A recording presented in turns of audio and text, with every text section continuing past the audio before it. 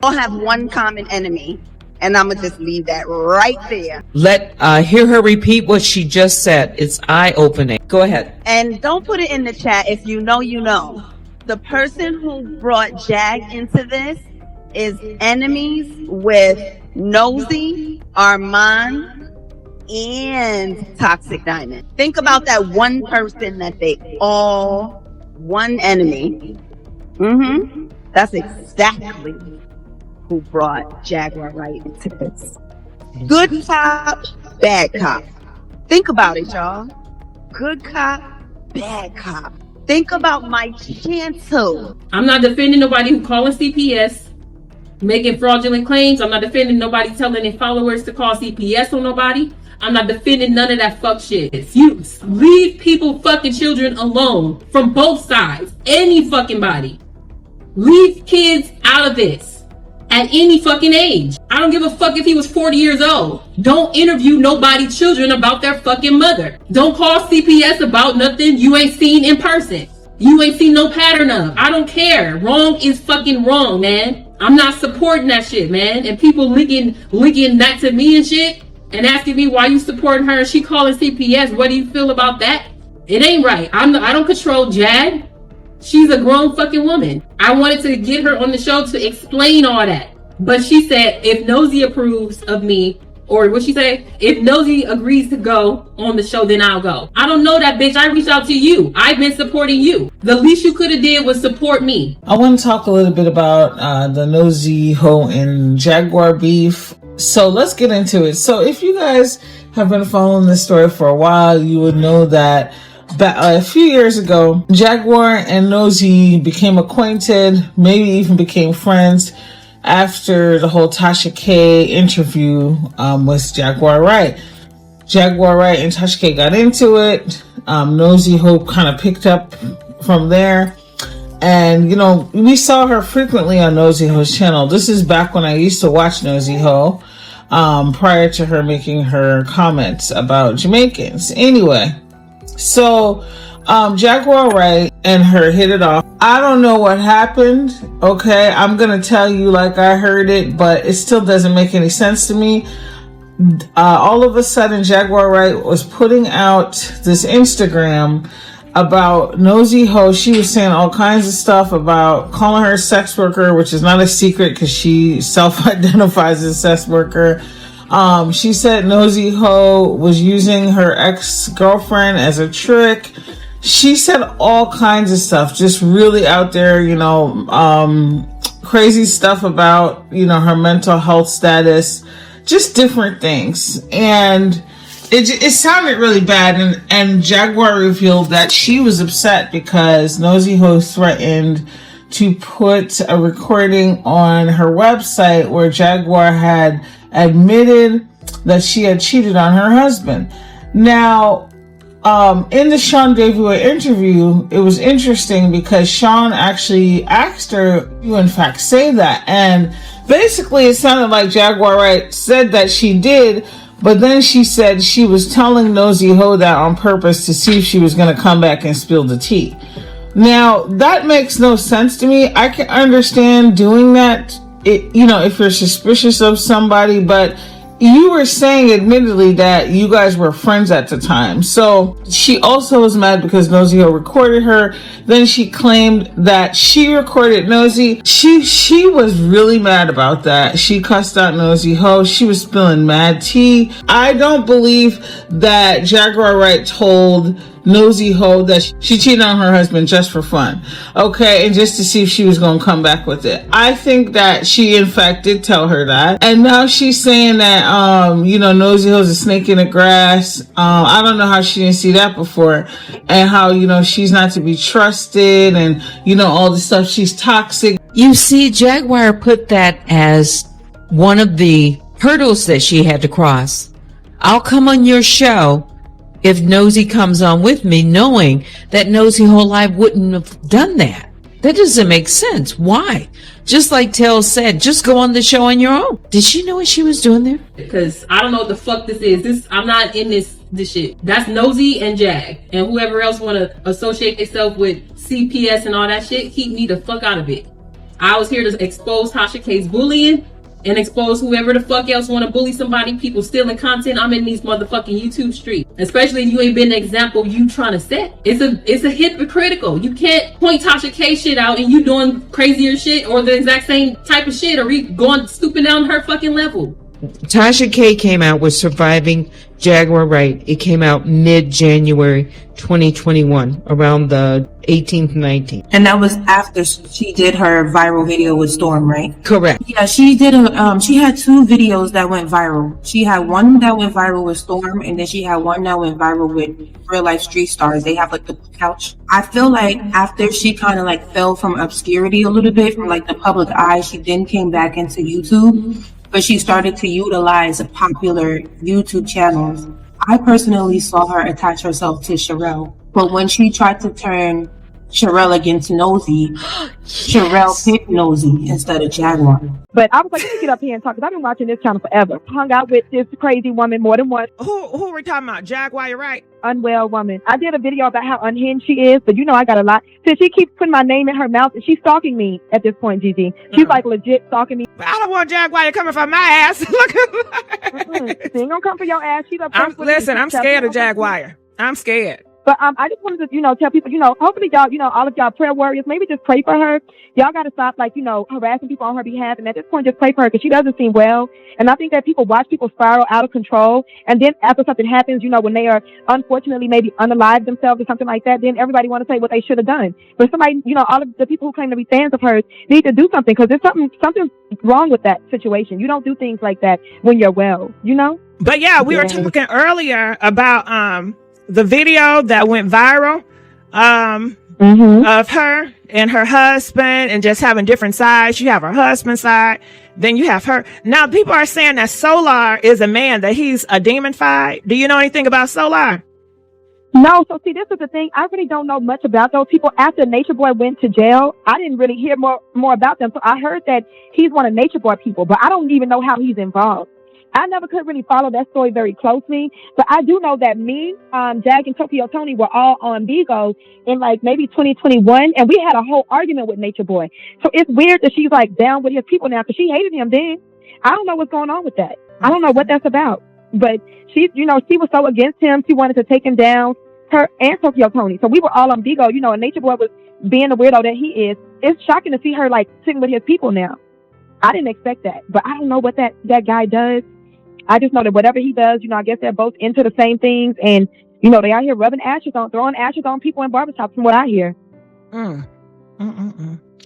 Well, all right. Well, did you hear her son speak out? Did you see that interview? No, I know that you have it up on the screen. I didn't see that. I only know about when he came on with her, when they were on my channel talking about Tasha K. But I don't know what he's saying now. So what is he's speaking out? Because the husband said that the police came in there with both of them there. She sent the police in there while he was there and the son was there, and she didn't care. So that's who did what? Hold on now. You talking real fast. Now you said who called who? Jaguar called the cops. Well, I don't know if she called the cops. That's what her husband was saying.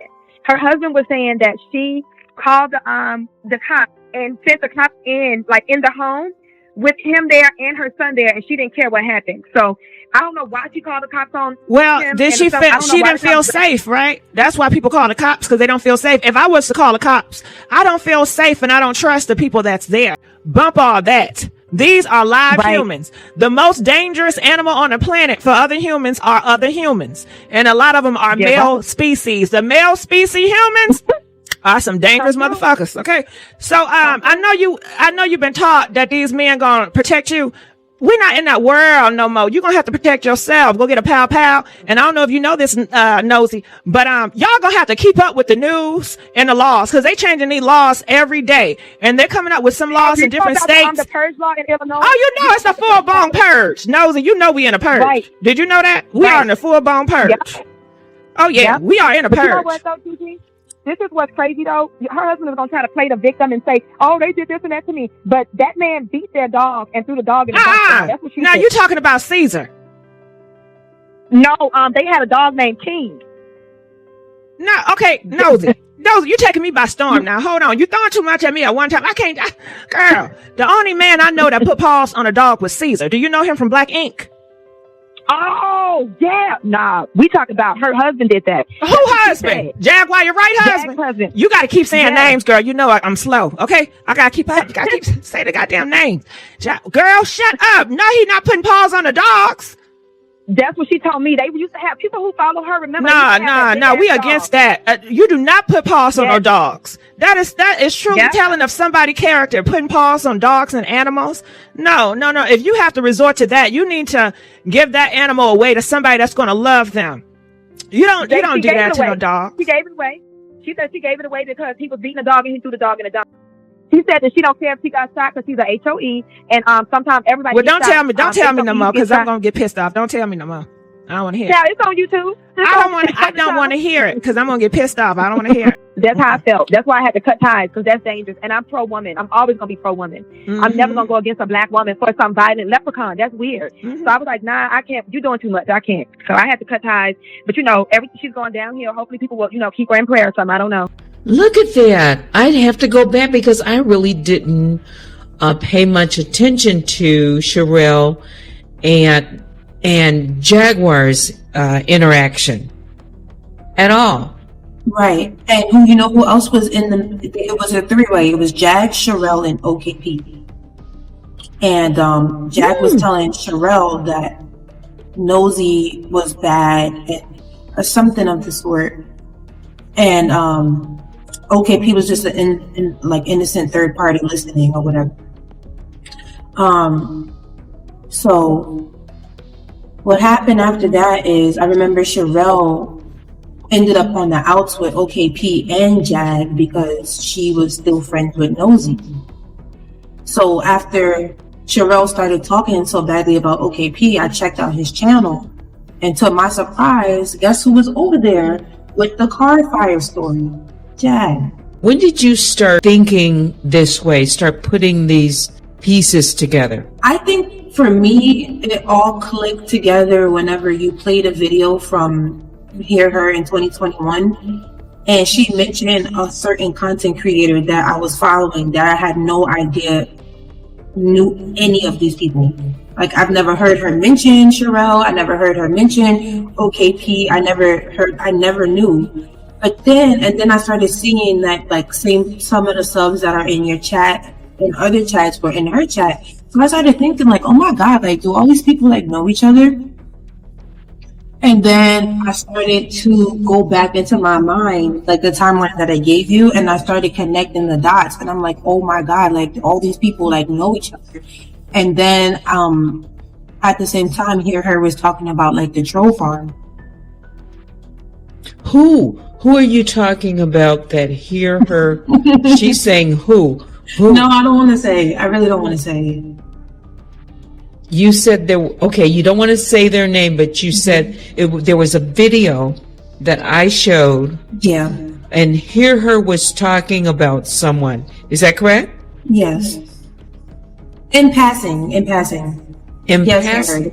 And that person, why was Hear Her talking about her? Because she was a part of the All About the Tea panel. All About the Tea family. You mean the panel? Yeah, I don't know the panel. Okay, part of All About the Tea panel, but you didn't know about All About the Tea, correct? No, you are a new subscriber to Hear Her. Mm-hmm. I want to talk about Monica for a second because you guys have been asking me about this, and me and Monica have a great rapport. She's been on my channel, and she's done some great work on my channel. So I'm looking at this Monica thing, and I was just in my spare time doing some research. I mean, I kind of asked her what was going on, but she's so stressed out. I'm just like, what is going on? And when I figured out what was going on, I called Monica. I said, dismember that panel. I said, why do you have a panel? You've always ran your blog by yourself. Why do you have a panel? She said, because it's interesting. I like to hear people's point of views. Okay, then take callers. You like to hear people's point of view, take callers. Because what happens is, let me tell y'all, and I know a lot of people probably gonna get mad, make videos, do whatever you gotta do, okay? But if you've ever been in a leadership position in an office, okay, and let's say you have 6 people working in that office, the 7th is the boss. The boss even though she's the boss, she's friends with the employees. When the employees start fighting, or maybe one of the employees gets into it with her, all of them start to team up, and guess what? It disrupts the workflow, right? And so the solution, fire everybody, fire them, write them up, okay? That'll put things back into perspective, okay? Some people may quit, and I'm talking about all about the tea. Some people may quit, whatever, but whatever you got to do to keep the peace in the office and to keep distribution, production of work going out, okay? You guys got to understand, I am an entrepreneur in many ways, and her being an entrepreneur, her having an established brand before YouTube, okay? An established brand and being able to come over here to YouTube, which I've asked her to do for a long time. You need to be on YouTube. You need to be on YouTube. She's like, I don't know. And so in her heart, she wanted to allow some creators to come on and, do what they love to do. Because, somebody like me, I'm going to be honest with you, I teach you how to work your channel and shit, but I'm not finna let anybody come over and, work on my channel, and then all of a sudden they start to feel some entitlement, not knowing that, I own this bitch, okay? And I mean, that can sound selfish, but it is what it is, and this is Monica's bread and butter. This is how she feeds her kids. And guess what? We've all worked for a boss that has a bad attitude, but let me tell you something. I've known Monica for quite a while, and Monica is very sweet. It takes a lot to get her riled up, okay? And me and Monica have a great rapport. She's been on my channel, and she's done some great work on my channel. This lady got kids, and you got motherfuckers out here trying to take bread out of her mouth because she didn't call it back. She didn't keep her word. She didn't say this, and it may be more. But what it boils down to is a motherfucker went live with screenshots about not calling back and not getting confirmation. And how many jobs have you had out there? Did you get confirmation on the bar? Did you get confirmation on passing your bar? Or did you? That's what I'm trying to understand. The same expectations, right?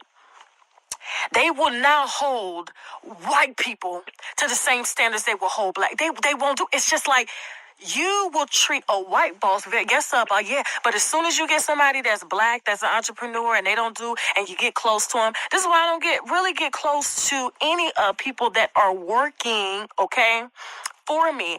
The people that work for me, they work with me, and they're partners.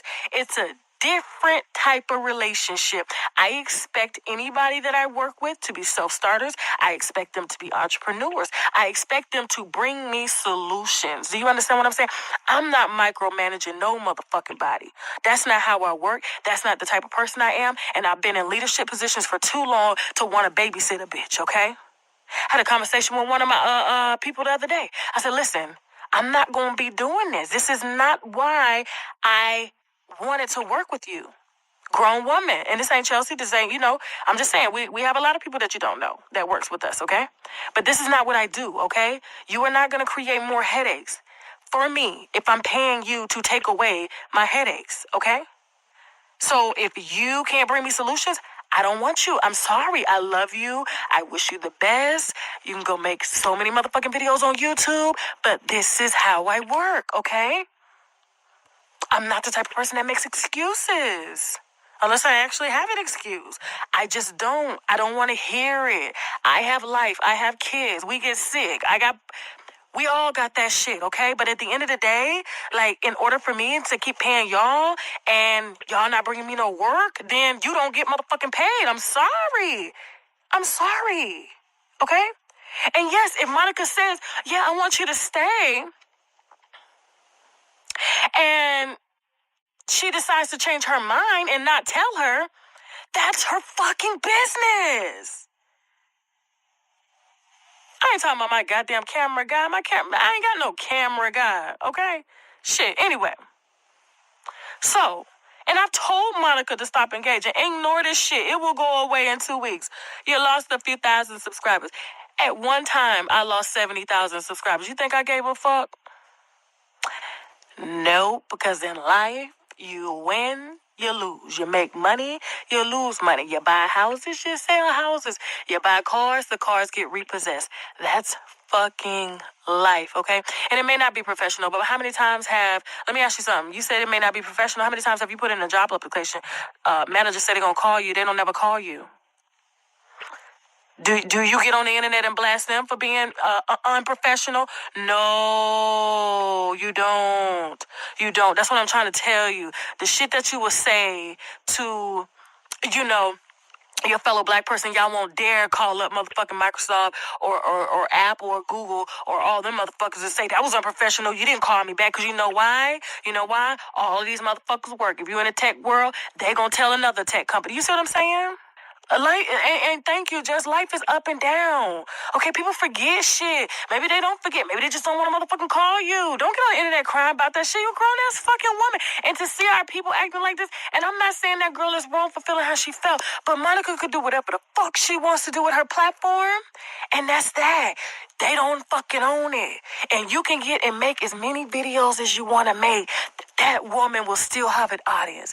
That woman will still make a motherfucking check. She made a check before she came to YouTube, okay? That I had no idea, knew any of the people. I didn't know she knew OKP. I didn't know she knew Sherelle. I didn't know she knew like SDW. I didn't know she knew any of the people. And it kind of like, I don't know, it kind of like shook me a little bit, because I'm like, wow, it's like my whole, remember, I don't know if you remember, but one time in your chat when I first started coming, I was like, my whole algorithm is a lie. And the common denominator when it comes to like content was Jaguar. And that couldn't be a coincidence, could it be? No. Exactly. Well, I told you, she, as we can see from what she did with Tails and Nosy, she is very calculated, as she says about herself, and she figures out how she can navigate this group of people in different kinds of ways, and she does it. Hello, Jaguar Wright. We've never spoken before, so a pleasure to make your acquaintance. Likewise. As far as people saying what they going to let me or not let me do, I mean, it sounds good, but the truth is nobody can focus. What I do is I give people the same energy I receive. Okay. So as long as there's no aggressive energy, I don't see why we can't have a pleasant dialogue. All right. What do you want to? For a while. You've been watching me for a while? Yeah, about a year. Okay. What do you think so far? I think you're a very interesting person. All right. I think you have a very eclectic POV. Okay. I also think that you should never play poker. Because I don't have a full hand? No, because you have no poker face. Because I'm not a poker player? You don't have a poker face. Not even in your voice. I can tell when you hold it back. I can tell when you edit it. And I can tell when you're stepping on the line just before what you got to say becomes a lie. And baiting people in. And it's been a very interesting tactic for you, but it's not one that's brought you at least 25,000 subscribers. So all that being said, I peep your technique. And I respect it. Okay. But to a certain extent, playing cat and mouse with an adversary gets boring after a while. Eventually, that cat is just going to have to tear up that ball of yarn because it's in its nature to do so. So, let's talk about Danielle Elizabeth Robertson. Let's talk about whom? Dani. What about her? Is she just content for you, or is she actually your foe? Why do you ask? Well, because I've seen your expose on her. And what do you think? Especially the stuff that you did on the sex work. Especially the things that I did on what? The sex worker. On the sex worker? Yeah. Tell me more. Molly Green. What about her? Well, I followed all of that content that you did about the robot harassing the sex worker. Harassing a sex worker? Yeah, Molly Green. Okay. And? I thought it was very informative. But I also thought you knew a lot more than you were saying. Like what? I think you're probably the only person on this godforsaken app that probably knows exactly who Danielle Elizabeth Robertson is. Who does? You! You think that I do?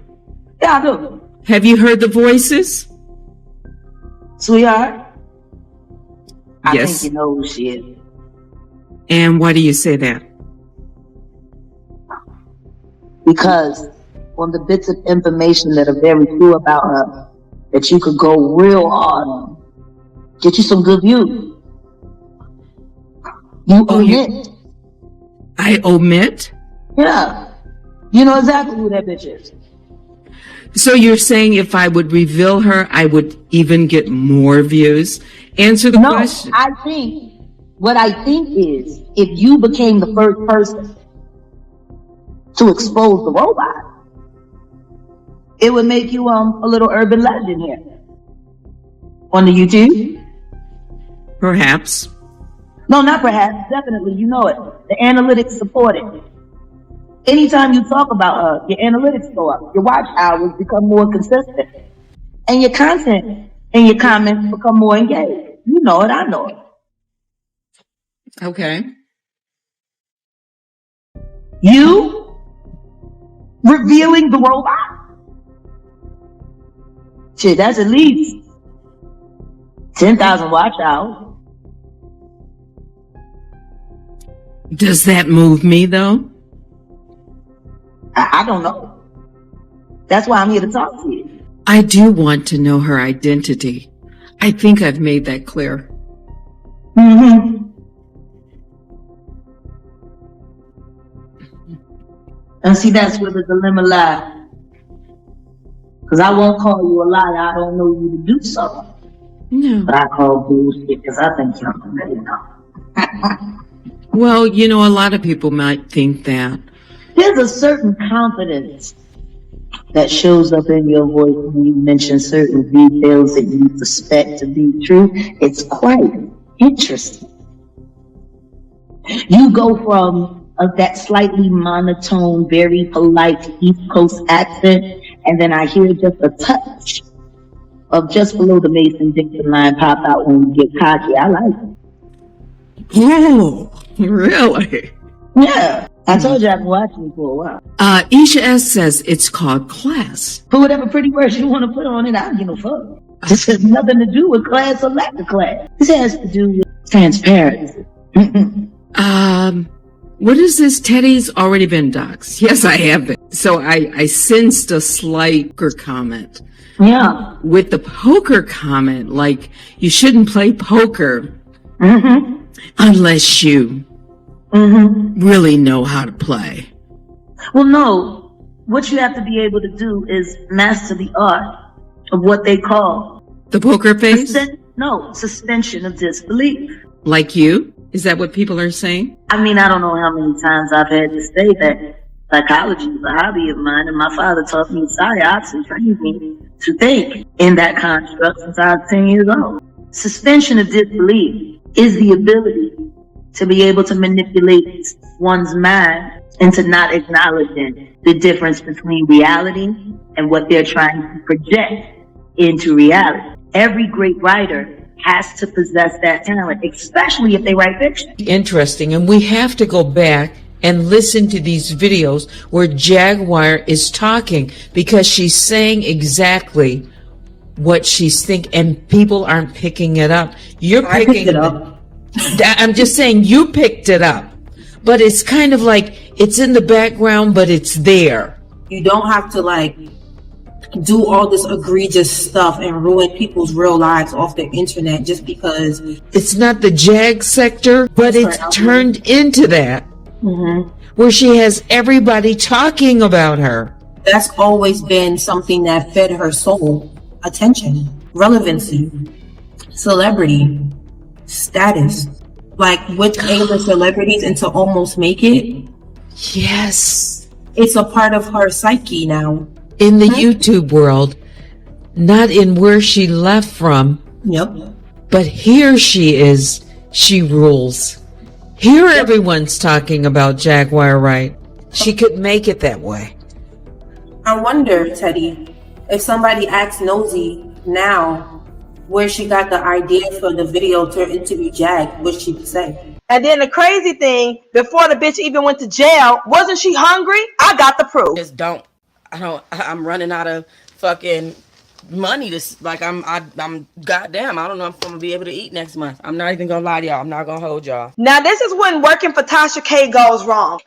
She had so much to say about me, and she did it for Tasha K. And then another motherfucker that was also working with Tasha K against me was Monica from All About the Tea, and she got on here and told y'all that she was a biracial and exposed her face, her gremlin looking ass face. Tasha K, raggedy ass Monica from All About the Tea, Toxic Diamond, aka Danita, aka Jailbird. All these bitches have been doing some real. You know what? And see, y'all keep asking me, how was Tasha K involved in the lawsuit? You know, and why is Monica from All About the Tea popping up and instigating shit? See, now I'm about to break everything down. I exposed Tasha K for a lot of things that she lied about on the internet.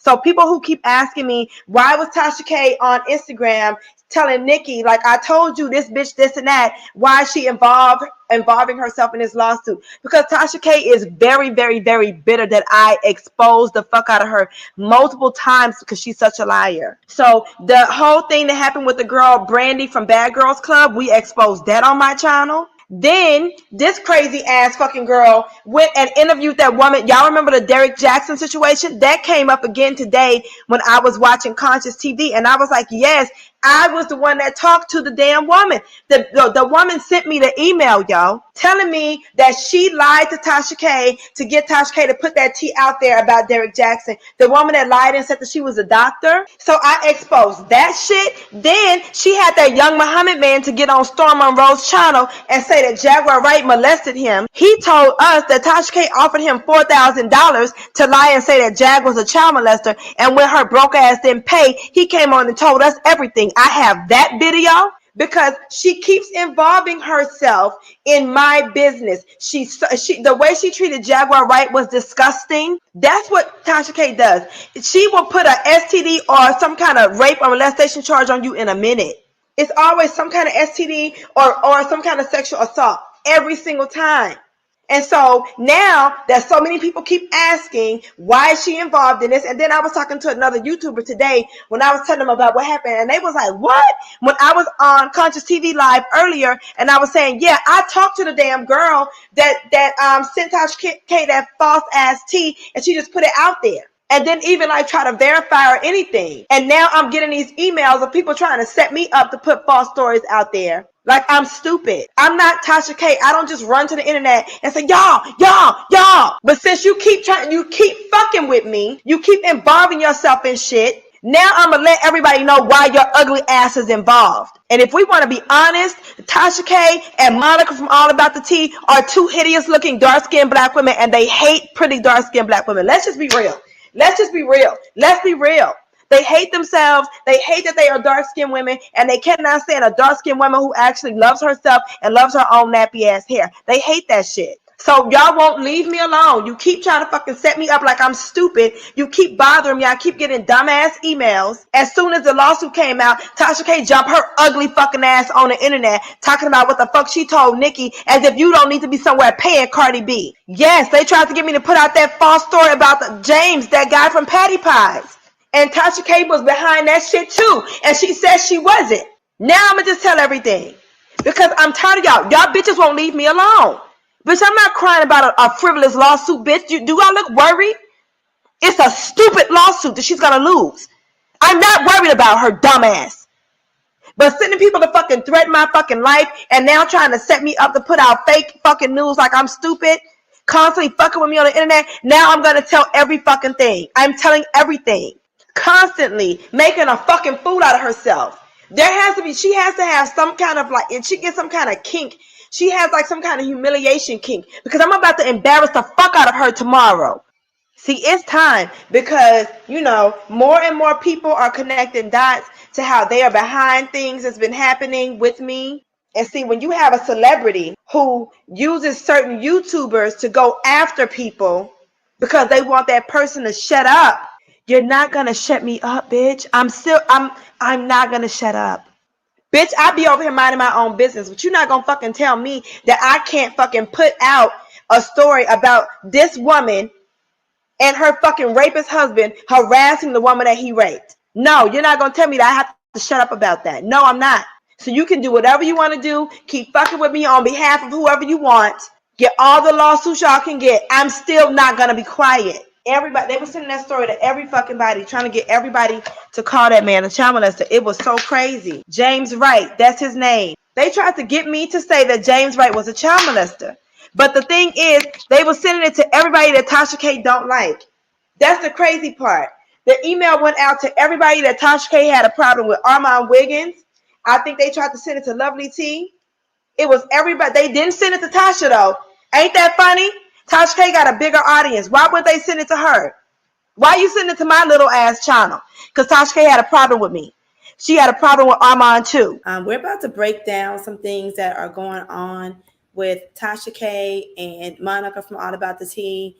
And just, other minions who all seem to be working for Nicki Minaj, honestly. If you ask me, everybody has covered this and talked about this on multiple different channels. People have connected the dots, but I am going to connect the dots myself. I have some receipts to show y'all on some things that I exposed on Tasha K. And, and Sherelle is here because Sherelle has been stalked by Monica from All About the Tea also and harassed for years. So we're just going to go into this and talk. I'm going to talk about how this all ties back to y'all's fave, Nicki Minaj. It seems like the breadcrumbs are leading there.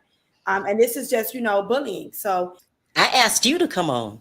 Yes, this has been a long thing that's been going on. So I do have my my hard drive where I can pull up some stuff.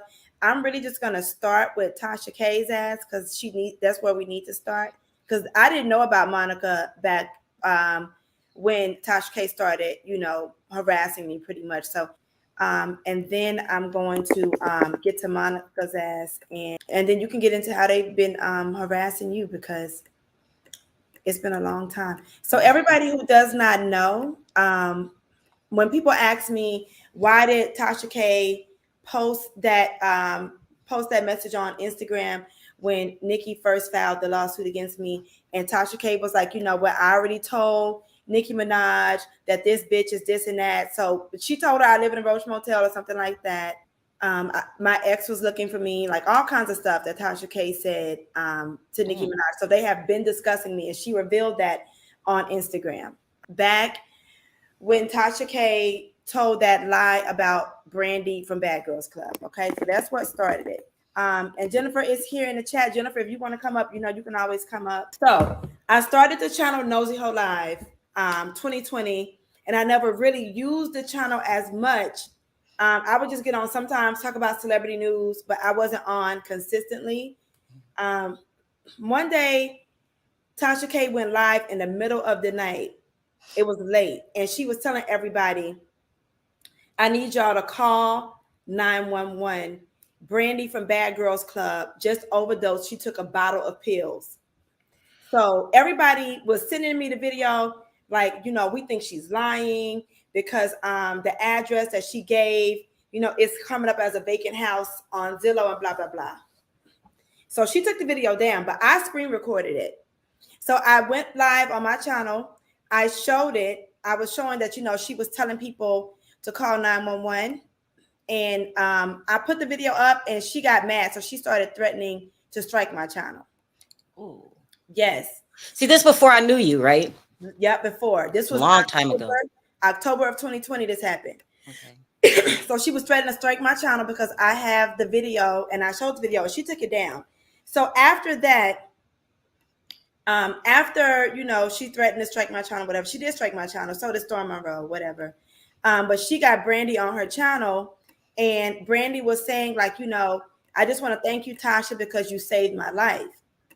And she was like, I was suicidal and I wanted to kill myself. And people started questioning everything that she was saying. Like, why would she call Tasha K if she's suicidal? Yeah. This looks like, they are basically trying to get Brandy on. It was some show that was coming out at the time. pulled up the video where I was talking about this, and we were like live, discussing it. And Tasha K came over in my chat and was threatening, strike my channel because I had it, whatever. I had the video. So when her and Brandy were talking, and Brandy was like, I'm so appreciative to you, Tasha. Everybody was like, this is bullshit. This is some kind of like fake story that they came out with.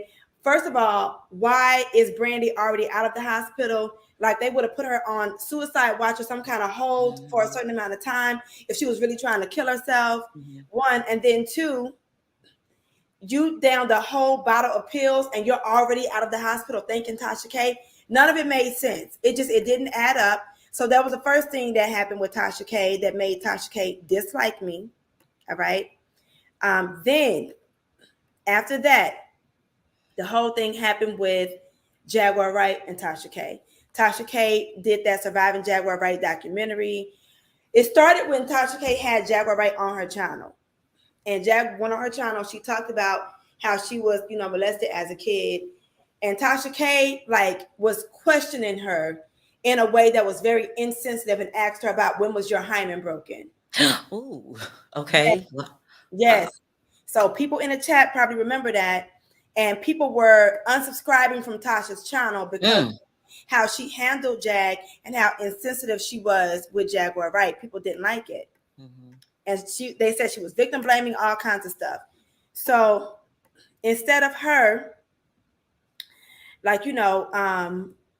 learning from that and saying, well, let me do something different, she got her ass a whole Surviving Jaguar Wright documentary together.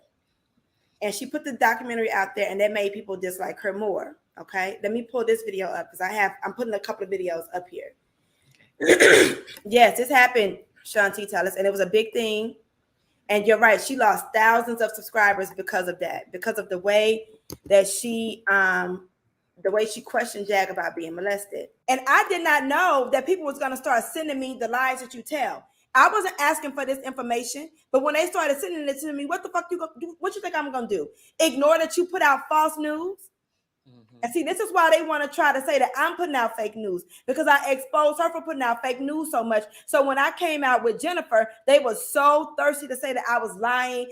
Tasha K even got on her channel and told people that Nicki Minaj told her personally that the woman that I was talking to was not the victim, and that the victim was somewhere minding her business and didn't want nothing to do with me. She was telling people that Jennifer Huff was not even the victim. She was just some random woman lying, pretending to be the victim. She did that because I exposed her so many times for being a fucking liar. So y'all missed all of this because y'all didn't know about my channel and they got my channel taken down. But bitch, I'm back. I'm back.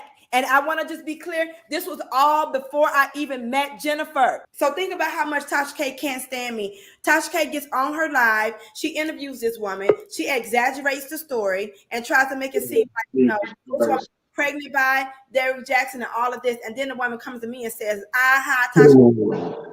Imagine how much Tasha K hates me. Hey, Jag.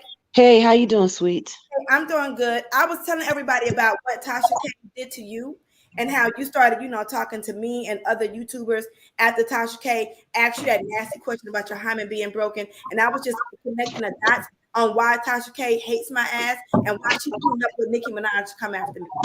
I mean, this seems to be the never-ending story. That's just what it seems to be with her. She's always trying to look for ways to discredit people that actually have facts on her. And she's been doing this to you. She's been doing it to me. She's been doing it to everybody. This is nothing new. It's just disgusting that you'll sit there and you'll go after people who are actual victims. You'll go after people who are actual survivors, knowing that there's facts, knowing that there's proof, and you just keep running your mouth.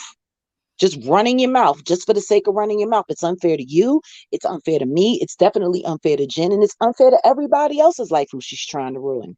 It is. And that's what I was saying. Like, she, even after this lawsuit that she lost, she still came out and said that Larry Reid gave some man HIV. She just won't stop. I mean, she saying that Cardi B's child had contracted an STD from her? Well, she said the baby had it.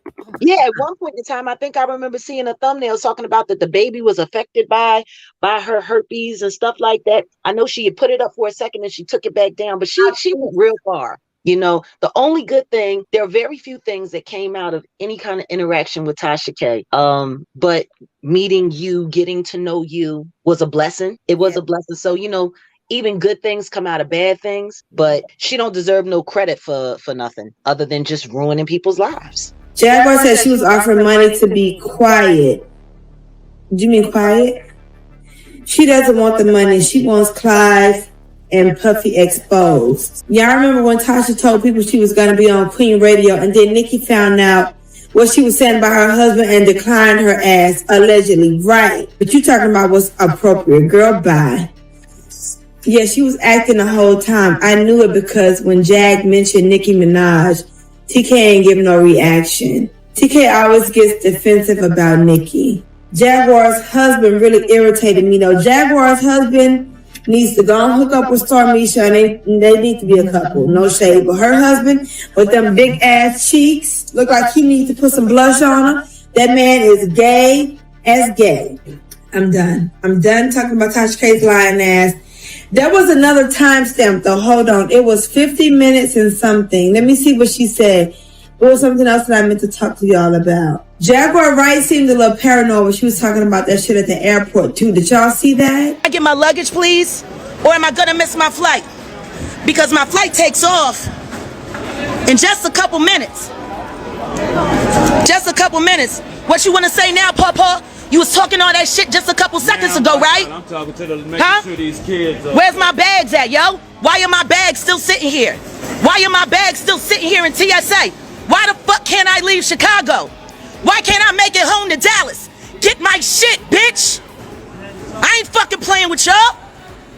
Welcome to my world. I'm Jaguar fucking Wright. You fucking best believe it. I'm the fuck up in this hoe.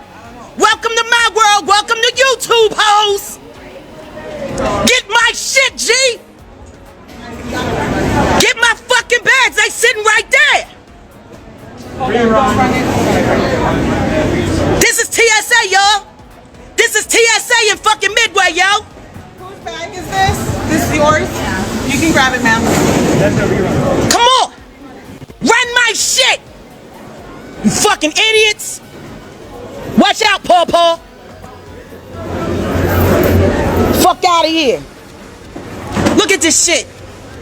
My flight about to take the fuck off. This is the second time they done tried to fucking keep me here at this motherfucking airport. I've been trying to get home to Dallas all day. It's fucking warm in Dallas. Get my shit. Now they sitting there just staring. You better act like Cece and keep on walking. Keeping and holding my things for no reason. They done ran it through that motherfucking x-ray 2 times already. They got fucking Forrest Gump working that shit. They got 8 motherfuckers over there and they still can't figure out why I can't get my bags. Where the fuck is my bags, yo? Yeah, they trying to set me up to get arrested. I'm fresh out the motherfucking hospital and I'm not on my meds. How about that? I'm trying to get home to get to my meds. Lithium is a bitch when you don't take it. Y'all want to keep fucking with me? Y'all want to keep fucking with me? Give me my shit. You holding me from my medication. My husband got my prescription in the car, waiting to fucking pick me up. Been waiting to pick me up all fucking day. Keep fucking playing with me, bitches. I don't give no fuck who the fuck paying you. Tell the motherfucker that's paying you to hold me here to come fucking meet me in these streets. Can't wait to get the fuck home so I can get back to my motherfucking gun. Niggas act right when you got a fucking gun. And here's my shit.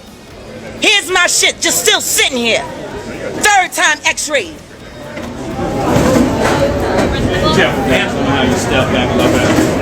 Hi there. How are you? How are you? I want my things. Okay. Did you guys have a bag over there? I want my things, Mora. Inside voice, please. You don't tell me what to do and you don't tell me how to talk. Get my things. You're making me miss my flight.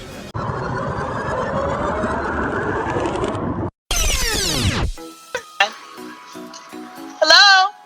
Are you looking for me, officer? hear from me? I'm in the middle of a live broadcast. My name is Jacqueline Suzette Johnson. And why are you looking for me, officer? There's a warrant for you out of Mesquite, Texas. There's a warrant out of Mesquite, Texas? Yes. I never lived in Mesquite, Texas. I don't know if you live there or not. That's what your date of birth, man? My date of birth is 5/17/1977. I've been being stalked online all day.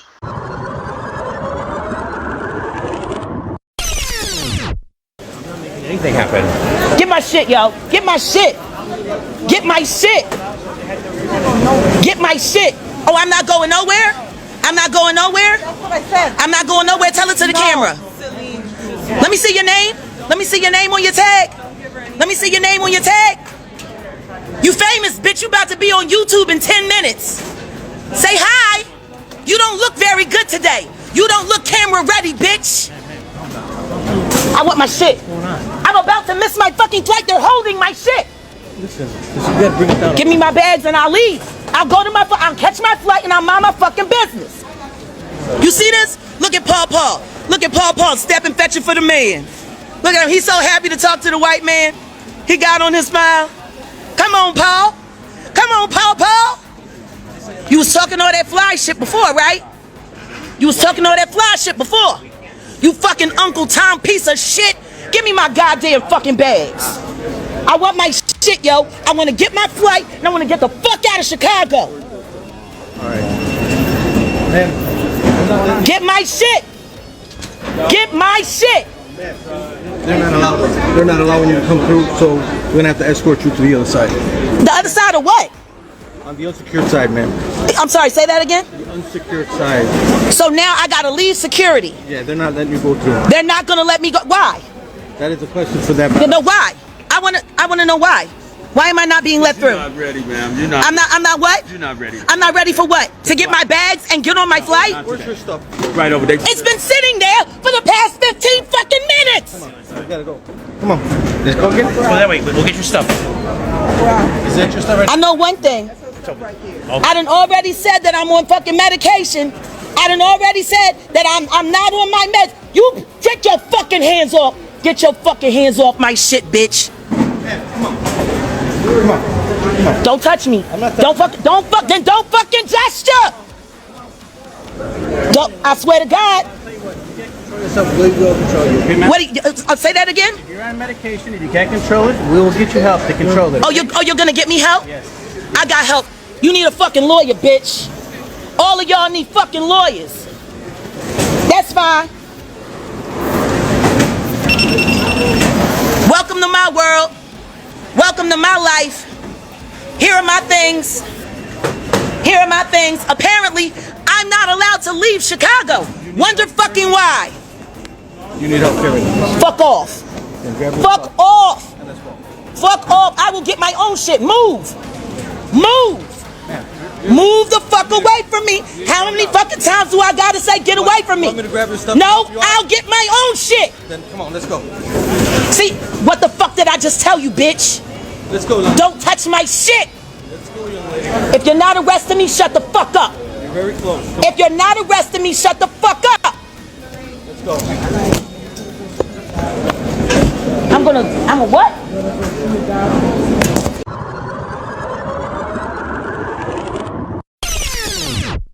Okay. By the way, King World 2020 has been harassing us all day long, hunting us for the past 2 weeks. I've been being followed. I no longer live in Texas. I live here. Okay. I just got off the phone with DeSoto police, and they said they don't have no warrant out for my arrest. You're an NCIC, okay? What is that? What is NCIC? National Criminal Information Center. Okay, and what does that mean? It means that you wanted full extradition anywhere in the States. For a Class C misdemeanor? That's what I was charged with. Okay, guys, I think I have to go because I think they're going to arrest me now. So, mods, you know what to do. Kimmy, I'm turning everything over to you. Please make sure my mother and my son know that I'm being arrested again for doing absolutely nothing wrong. Bye. I guess I'll see you when I get back out of jail. Oh, you guys showed up at the perfect time. Yes, sir. All right. Acting. I was just like, something about, she does seem a little bit paranoid, like she might be a little schizophrenic too. No shade, but she seemed a little paranoid to me. So let me share this to see what it was that I stamped that I wanted to talk about.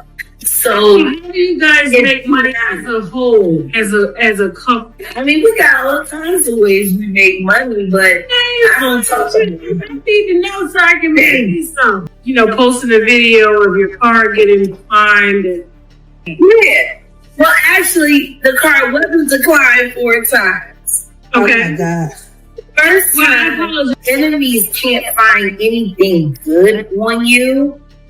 They start picking at little stuff. Right. So, me and money. Let me explain to you how me and money work. All right. work. I'm not about to listen to her explain how her and money work.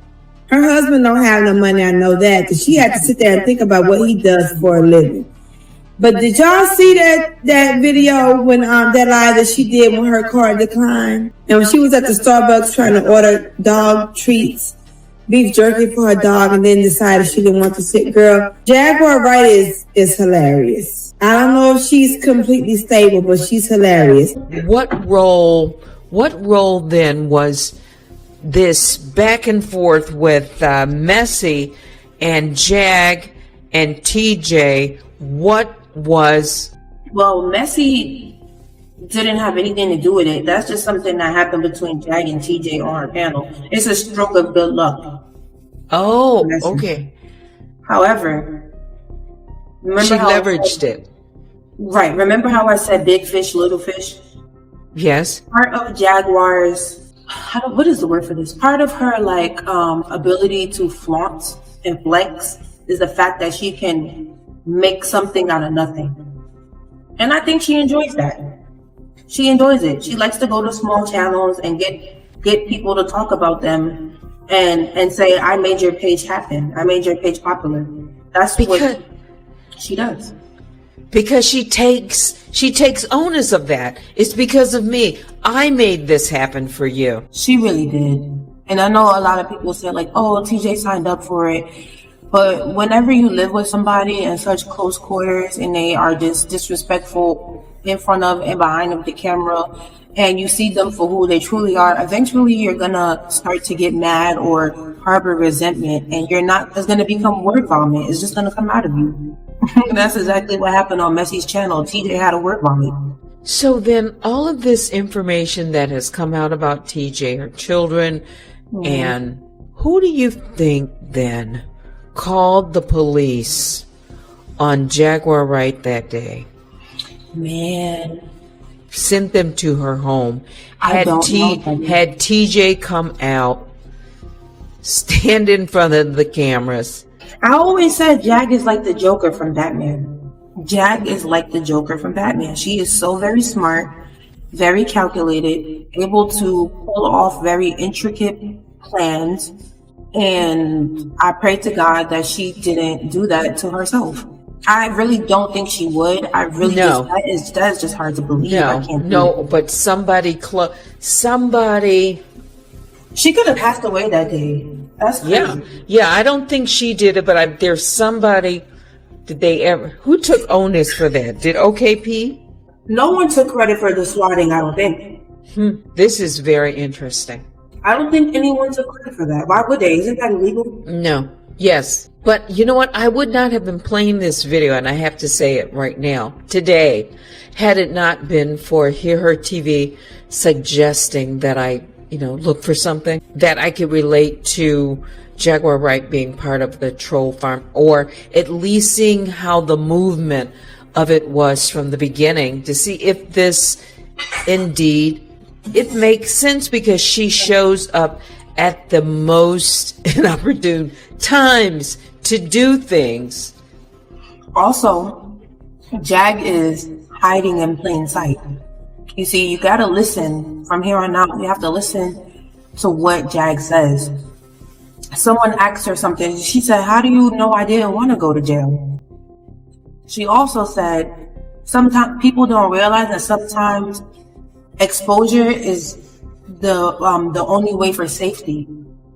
She has been speaking about the industry. Now, I'm not saying Nation is after her. Well, thank you for coming up, Essence. Anything? Wait a minute. Hear her once. Teddy, link, please. Let me throw out the link. Hang on. Invite. Go ahead. The link has been dropped. Hear her. Why would Jag call the mayor's office, go to the mayor's office, go to the police station, and act the way she wanted to act? Could it be and wanted to be in police custody? I don't know. Hello, guys. Hello. Hear her. Welcome. The bushes is mighty full tonight.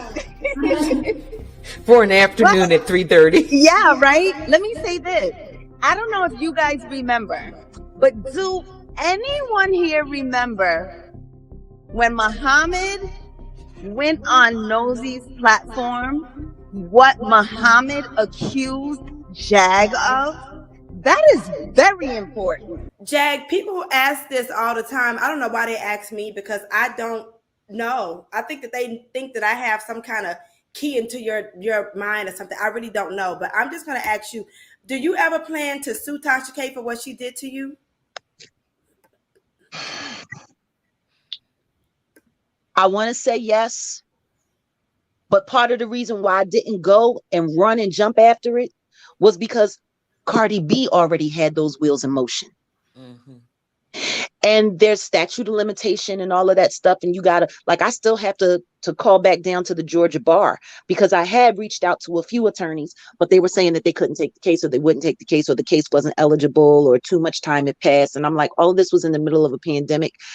I was forced to kind of live in the wind because of everything that she did. I was like, you know what, let me see how this Cardi B thing plays out, because maybe this will shut her down. But it hasn't. Nope, because she, after Cardi B won that lawsuit, she has heckled that woman on Instagram, taking money out of the bank and giving it to people, like trying to be funny, going to Africa, making it a joke. And then she got on here and said that Larry Reed gave somebody HIV. She won't stop. She puts an STD on anybody that she does not like, or a molestation charge. Didn't she do that to you, Jag? Didn't she say that you molested somebody? Well, that's a conversation that me and you initially had, because you helped debunk the story. Sure did. She tried to get the guy, young Muhammad, yep, to say that I had made sexual advances at him or sexually harassed him in some way while he was a minor. Yeah. Now, what I can tell you is this: me and young Muhammad is about to have another conversation about that. Ooh! Now wait a minute. Young Muhammad went on, just so y'all know, Young Muhammad went on Storm Monroe's channel and told this lie.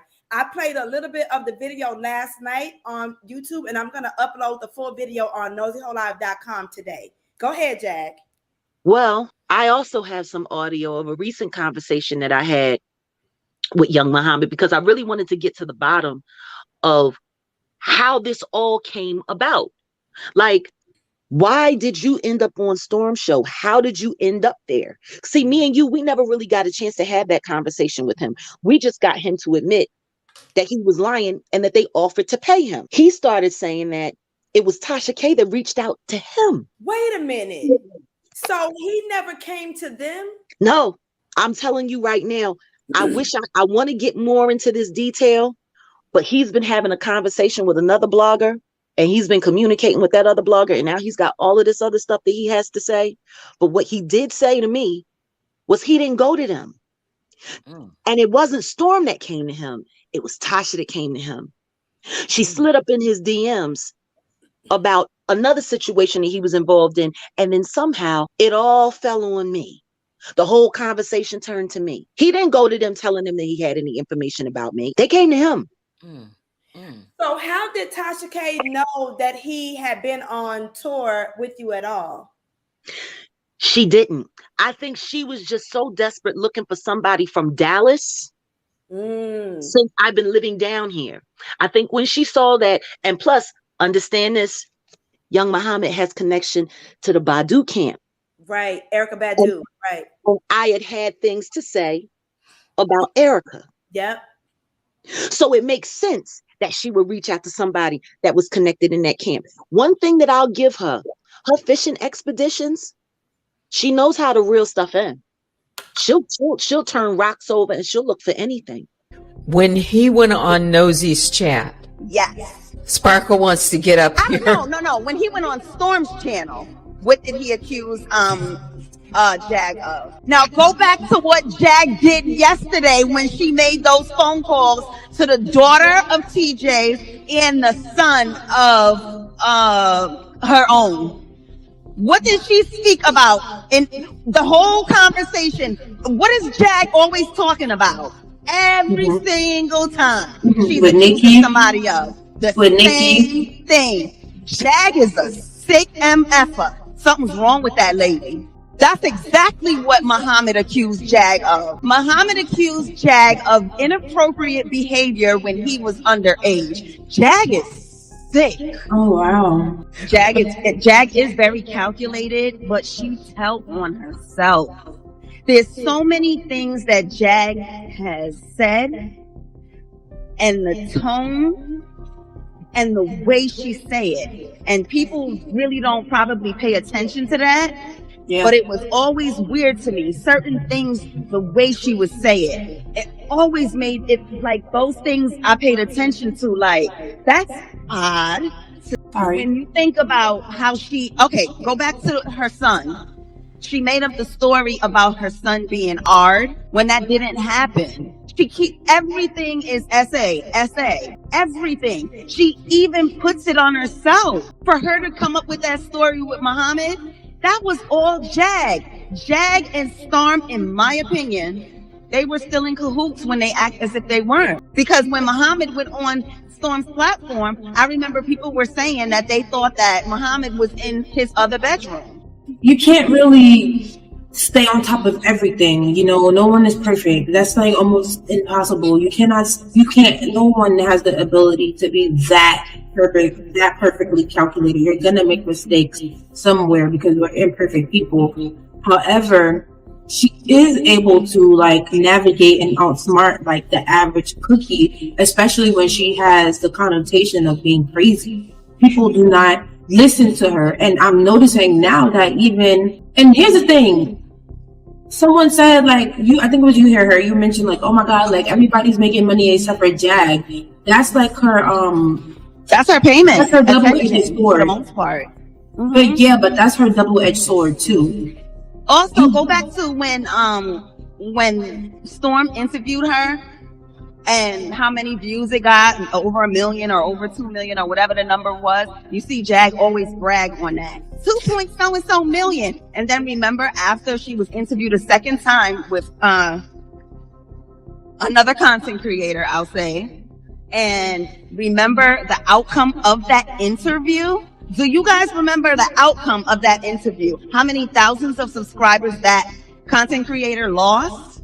Yes. Now think about this. What was the repayment for that? She got her subs back for that. The surviving. That's why my channel got strikes. I did fair use commentary. Hey, I know what I be talking about, and people be thinking that I'm bugging. That was her payment. Everything that we heard in that Survivor story was true. But she's so sick and twisted, and they probably gave her, this is all my opinion, she benefited from it, and remember, she disappeared for a year. She sure did. Yes. And I always say it was odd that she was MIA for a year. They probably paid her to go away. And then she came back. And when she came back, what happened? She went on to Nosey's platform, and what happened? She brought her son on just like she did yesterday, and her son was telling that story about her father, and Jag was saying inappropriate words on Nosey's platform, and Nosey had to shut it down. She purposely did those things.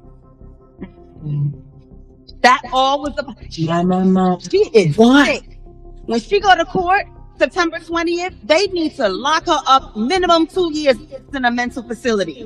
Do you think, this is a wild card, Nosy Whole Life's channel recently was demonetized? Yep. Do you think anything that was said during that time when Jaguar Wright was on her channel, this is just making me, That's what her is saying. Purposefully said. It could have been. Because remember, the fallout between them came right after that. Nosy was, Jag was saying some reckless things on her platform. That's what I'm saying. That's what I'm saying. Yeah. That's what I'm saying. Yeah. Absolutely. Absolutely. And Night and Day needs to look into it too. The people, listen, I don't think this is not a coincidence. Night and Day being demonetized is not a coincidence in my opinion. Nosy, that none of it is a coincidence. Yeah, these people, you know, they say whatever they feel, unfiltered. Wait a minute. But someone reported that. What if this is another wild card, very wild? Is it possible if that would follow that she went over to Messy's channel and hers is next to be, well, she hasn't even gotten mine. Oh my goodness. Everybody inappropriate on Donat's channel. Did she do? Notice, remember when, and then when her son come on the platform, what did she do on Nosy's platform? Put up her son's Cash App. Last night, what did she do? Put up her son's Cash App. This is all a money grab. Who knows if she has the card for that Cash App? And maybe, you know what I mean? We don't know that, but this is all a money grab for everybody. That's exactly what it is. You see all of these people creating channels out of the woodwork, and you see certain people who I never had an issue with. There was an issue made out of nothing. And they claim that it's over a $5 super chat.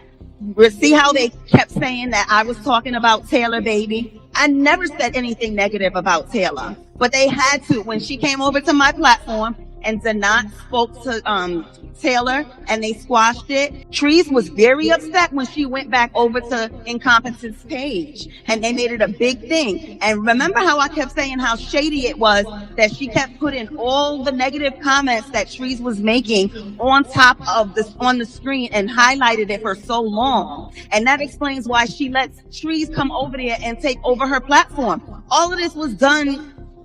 This was a plan by design. All of it. All of it. Sky Blue coming into my chat. All of that, all the whole time. I remember when I was on break, Sky would be in my thing putting comments, oh, we miss love bombing. She's a big troll. These people are crazy. It's so weird to me because the people that's not involved but insert themselves and do things because of their favorite content creators. That's why I always say they need to stop because you're making it hard for me and I'm not the bad guy. If you don't know what's going on, the best thing to do is nothing. And like I said, it's not that big of a deal. Like if this is a big deal, not to us, but to them it's huge. Exactly. We're talking big money, more than you and I would think about. It goes way more than that. You remember the video that you played when Blaine was on there and she was saying how someone is going to get hurt and possibly, you know, charge or whatever, like insinuating that? It's not that deep to us, but to them it is, because this is a big operation. And I think that Jag is in on it. Why you think money was thrown around? You think that lady don't remember what she said to me when I asked her on the platform today? Who's funding this? Genesis, huh? No, who's funding the money that's being thrown around them? First of all, the subscribers is funding a lot of it because all of these GoFundMes and all of these, this is all a part of it. Think about people who's having these things on their page and a content people who's members and non-members and subscribers, they're supposed to take care of a family in need and this happened to this person and that person. And then all of this, they hear a sob story and all of the subscribers rally up and try to make, you know, something out of nothing. That's thousands of dollars each person is walking away with because they're thought of being less than fortunate. But then when it comes to it, nobody knows, never saw none of these subscribers before because they're made up. Gosh, yes. It's okay for us as a collective to see things for what they are. If this is how people make their money, just don't ruin people's lives. You know what I'm saying? True. And that's what they're doing. That's what they're doing. First of all, for them to do the things that they did, they're playing dirty. Like, For them to go around and be trying to take people's channel away and demonetize people, that's wrong. And y'all know that y'all are the ones that's doing the wrong thing. I have been the victim of cyberbullying and harassment by a fellow YouTuber of the name of Nosy Ho. This person is no longer on YouTube. YouTube finally did the right thing and banned her from their platform. They banned all of her 3 channels because I was not her only victim. She was harassing and bullying a lot of other people, and it finally caught up to her. And so many people, I didn't really want to address this, but so many people kept hitting me up, DMs, calling me, Monica, please talk about it. We want to hear your side, say something. And the timing felt right. It did. Wiley, chime in here, because I know you've been with this situation from the beginning. Yes, I personally believe that you could have sued her because you lost so much because of the lies.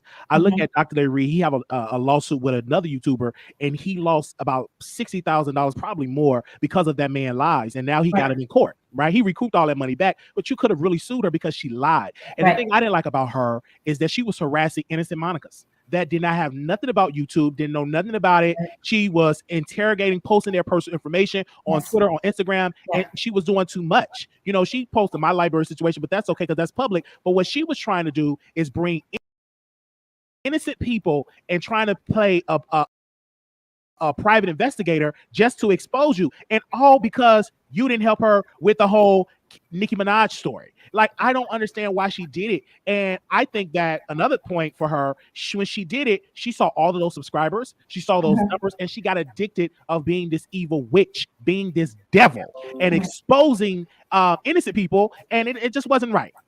Absolutely. You touched on a point when you said the numbers started rising. So prior to Nosy talking about me and the drama with the panel, she had 17 or 16K subs. And as soon as she started talking about me, her numbers rised really fast. Video views, but before that, were super low. As soon as she started talking about me, she had thousands of views. So she realized there's some money to be made here. I can really play these folks, scream at them, yell at them, belittle them, put them down, and they'll still give me super chats and follow me. That's what I'm saying to them. Like, it's not that big of a deal to where you have to like go and attack random subscribers, like Jennifer or any other person who was victimized. It's not that big of a deal. Like, it was getting hot for Sunny. Sunny went MIA. She's a big part of all of this. Evangelist Vows, she's a big part of all of this. Unless you commit cyber crimes, that might be the only reason why it's a big deal. Cyber crimes is one big, and then when it get hot, nobody want to be around. Just do it on the straight and narrow. I truly believe that if they stop doxing people and calling, it's bigger than that. Family members, man. They're putting themselves right here in our face. All about the TV. She's right here. Come on, please. And that's sad. She's the reason. Remember when Monica, and when it happened with Monica with Pledge, this all stems from, first of all, this was going on before the Pledge situation. This is something that has been going on for years. It only came to us because of us being a sub and watching what went down on All About the Tea. You can't show your face. John, if she was your friend, why is Gabor not showing his face? Now, hey, dude, you can make history. I'm not trying to make history. I don't need to do shit to make a news. How that I would never ask Monica to do that shit. No. But stop asking us to do shit for you, damn motherfucker. Okay? What am I asking you for? Oh, wait. You know what, John? I'm gonna tell you something. Play with me. Play with me, motherfucker. No. Mark. John is trash. Leave him alone. Yeah, no. I'm saying, play with me. Good luck, you guys. Play with Monica, me. I'm looking forward to the lawsuit. But remember. Hello. You get the address, ho. But remember, you have to show your face. Show your face. Show your face. You coward. Show your face. Who has a whole entire panel that hates your fucking guts? Yes. Nosy is telling the truth about Monica. And you're acting so like... you had Nosy on, Sherelle. I knew her for John. I'm not going to protect you guys. You did nothing about it. I want to make sure you're saying this. You're saying we never helped you? Is that what you're saying? We never said that. No, we never said that. Well, clear up. Wait. What do you mean? So, Sherelle and Perry, Why didn't you correct Nosy just on your live before about when she called us drug addicts? Because I'm not protecting you anymore. That's your damn. So then you're cool with that. Then you're cool with that. Why didn't you defend me, John? Oh, I'm too a bitch to goddamn us defend her. Show your face. Show your face, Switzerland. I'm too scared, right? Show your face. Show your face. Show your face. Show your face. Show your face. Show your face. You are 50 years old. What the fuck is this? Monica, show your face. Show your face. Thank you, Sherelle. Show your face. Thank you. No, not one person. Not one person, but John. Wonderful. Not one person. No, none. Not one person. Not one person. Terry, everyone that's in the chat. Everyone in the chat. Go check out Nosy's whole live. Go check out Nosy's chat. Go check it out. Why did Monica click herself off? Because she knows she's never going to show her face because she is corrupt. So I heard some things because people kept inboxing me, and like you said, y'all, I didn't want this to be ugly, which was why when I gave my notice, I thought this was going to be a peaceful thing. So let me be very clear, Monica. You need to start watching things, and this is for anybody moving forward. Like I said on my video, I think y'all should actually go. You too, Marcella. You too, Schoolboy. I wished all of y'all well. I do not dislike any of y'all. I did not understand why this had to be like this, and maybe this is a bunch of non-communication. And if it is, I'll take that. However, I gave my truth on how it appeared to me and how I have been feeling. And I gave my reasons. So Monica, when I got off of my live and I heard people talking and telling me you were going live, I never said I was not paid. I didn't discuss money at all. I wasn't going to, I'm professional. I don't discuss how much each person is paid. And then you said I was paid more than everybody else. We never had group meetings. I don't know how much everybody is paid. And so can I just say something real quick? I just got to get this out real quick. Hold on, wait. Just wait 1 second. If we're going to be honest about the pay situation, you offered $200. I agreed to $250. And you said the budget had opened up to $300. And at the time, it was early January. I didn't know what I was getting myself into. And I did accept that because, as you said, there is a balance. We're getting paid, and this is exposure. I never complained about the money. Anybody like I said, you need to go watch the video. I never said you didn't pay me. I said you were very nice to me for my birthday. That is why I stayed, because I've been thinking about it since everything happened with the So Debonair issue with that After Dark. I knew that was going to shift the energy if it hadn't already shifted. Then the next week came the issue with Marcella and Schoolboy getting into it on the live about the mama thing. And then we had our back talk. Princess, I did not discuss on my live what happened in that backstage talk. I did not go into detail about what happened. I just said these things occurred a week after So Debonair started praising me. Can I just say one thing real fast? Can I just address Marcella? No, I need to say something real fast. Okay. Say something really fast. Okay. Let me get this out, please. Okay. Maybe I should end this live because I'm shaking right now. I need to say something and let me say it, please. Okay. Why couldn't you just call me? I expected so much more from you as an attorney, quote unquote. Why did you pick up the phone and say, Monica, are you okay? You were supposed to call me Sunday and you didn't call me. And I'm going live to say I'm no longer going to be on your panel, which I didn't know. You told me that you were going to come down to 1 day a week. And we also agreed on maybe some, after darks and that kind of thing. And you said, okay, fine. Yeah, I could do that. You said, what about the pay? Am I going to get paid the same? And I said, okay, let me think about it. I literally had laryngitis from yelling at the kids all weekend. It was Memorial weekend. Why didn't you just text me and say, look, I got to get some stuff off my chest and I have enough respect for you before I do that or I go public with it, because I never pictured you to be the type to do YouTube wars. I hold you in such a high regard. You're a professional woman. And if you felt some type of way about something, you felt that we didn't like you or you felt uncomfortable or the energy shifting, why didn't you just text me and say, the energy has shifted. I'm feeling some type of way. Can we all get on a conference call? Because I have that much respect for you. Even when you were leaving, you didn't tell Schoolboy, bye, I'm leaving. I'm no longer going to be on the panel. Why?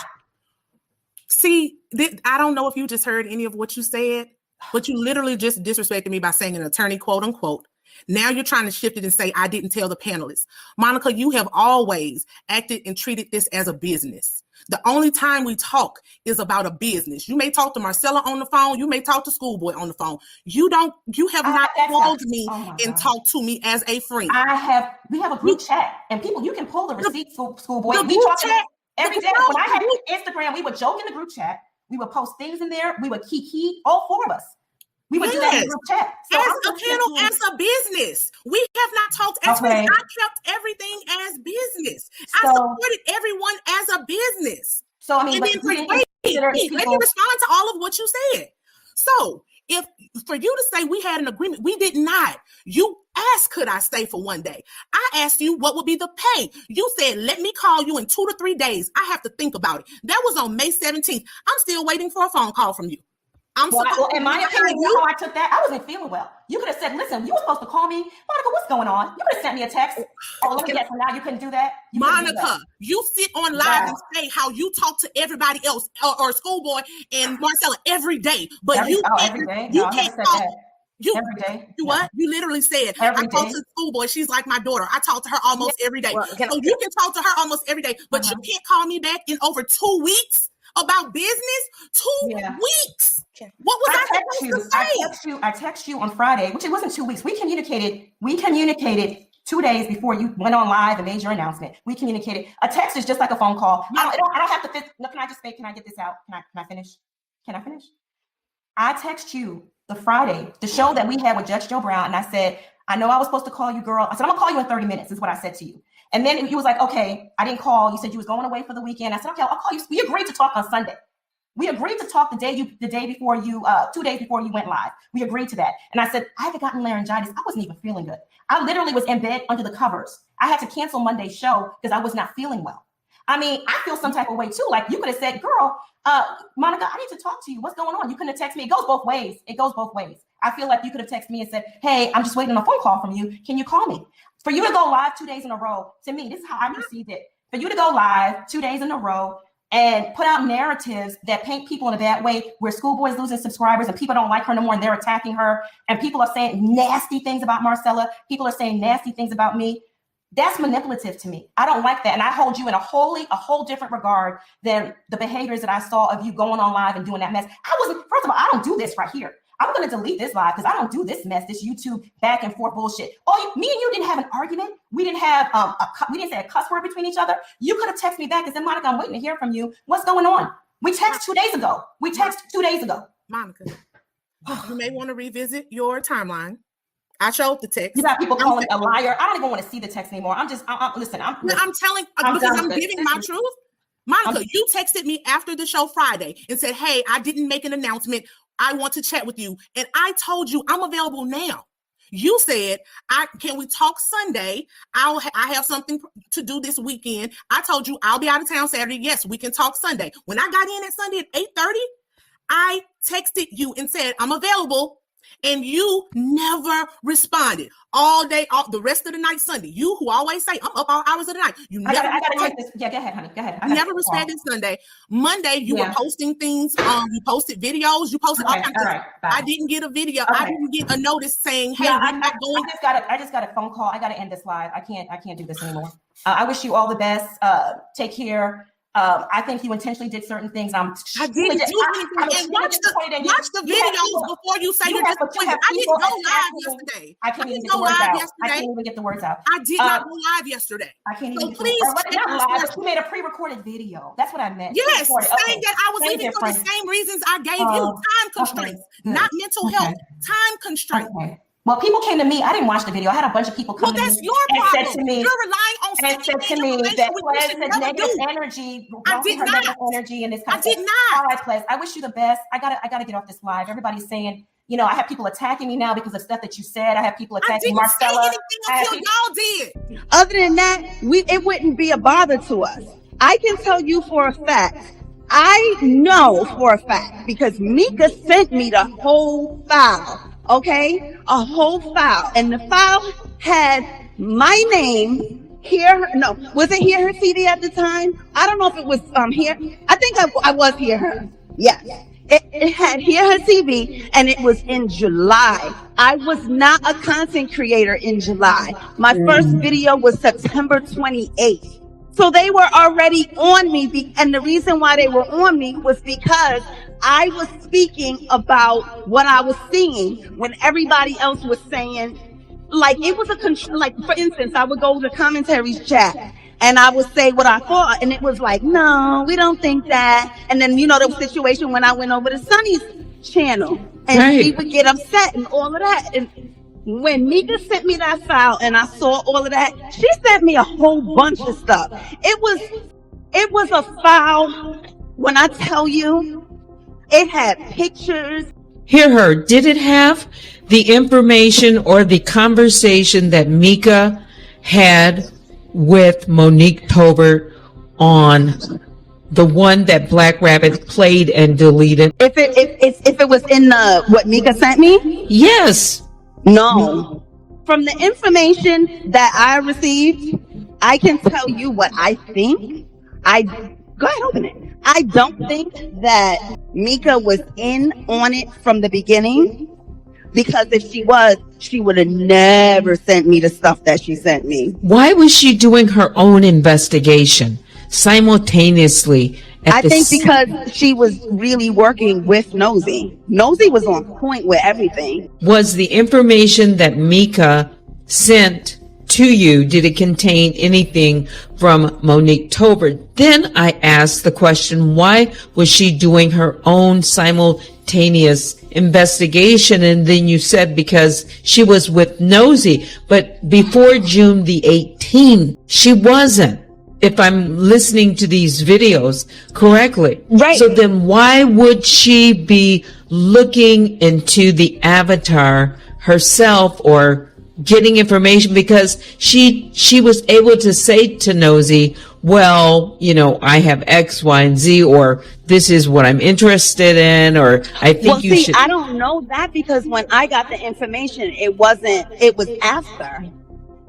When I received it, it was when, I don't know if they were on good terms at that point, but the information that Mika had, did her research on, that was information that she looked into when they had that private Facebook group. Cherry on Top says they snatched her to play in their empty sandbox. They needed more players, and they knew that they could pull her because she wasn't strong enough. They used her because money.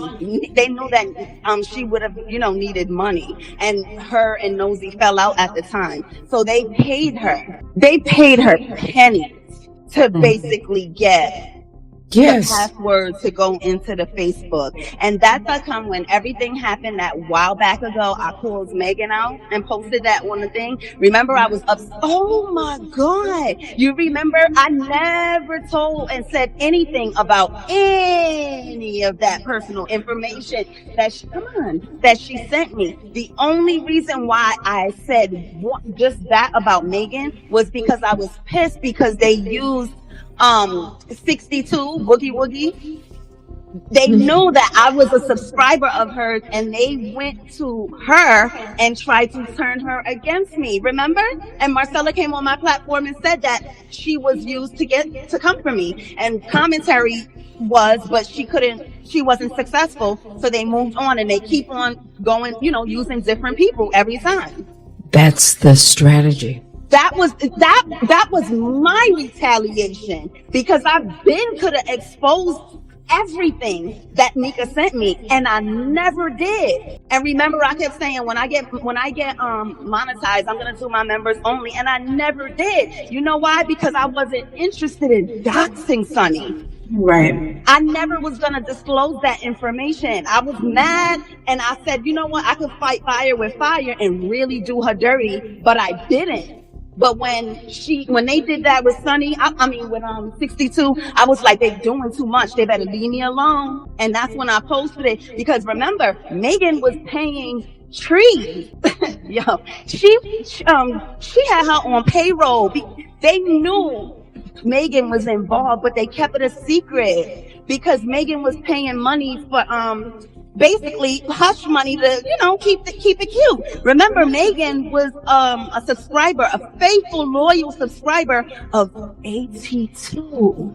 Remember, you're not talking about infamous Megan, are you?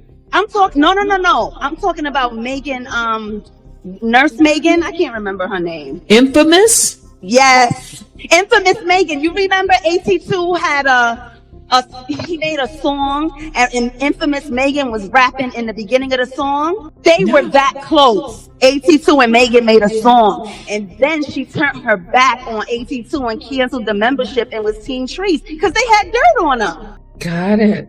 Because she was involved in the Facebook group. So I have a question. The hour where we're gonna be like, let's be clear. Anything you want to clear up real quick? Well, no, I mean, you know what's going on. I mean, so all day long, me and 2 other people have been getting dragged, saying that we're weird because we were just trying to give somebody some advice on their situation. Oh, yeah. Say the name, girl. Say the name. Say the name. Hey, so Deb. What's up, Deb? So I have no idea why she was like so mad, but then she blocked me on YouTube. But while she was live and said that she blocked me on YouTube, then she tried to call me on IG while she was live. I guess because she wanted a moment, but I was not going to give her that moment. Oh my God, yo, I was like, now listen, Tulsa. Like when she started going off, I had to really raise up for us. Like, Marcella was trying to give her advice on her live today, and she got mad because Marcella was just trying to give her advice, and she started yelling at Marcella, and she said, "You're not going to tell me what to do. Nobody tells me what to do. That's one of my triggers." And she like slammed her desk, and then some glass broke. And so I've seen the video. Did the roosters cluck afterwards? I mean, the rooster. And then she needed weed again. So the rooster has been going off all day, girl. The rooster has not shut up. Okay. Yeah.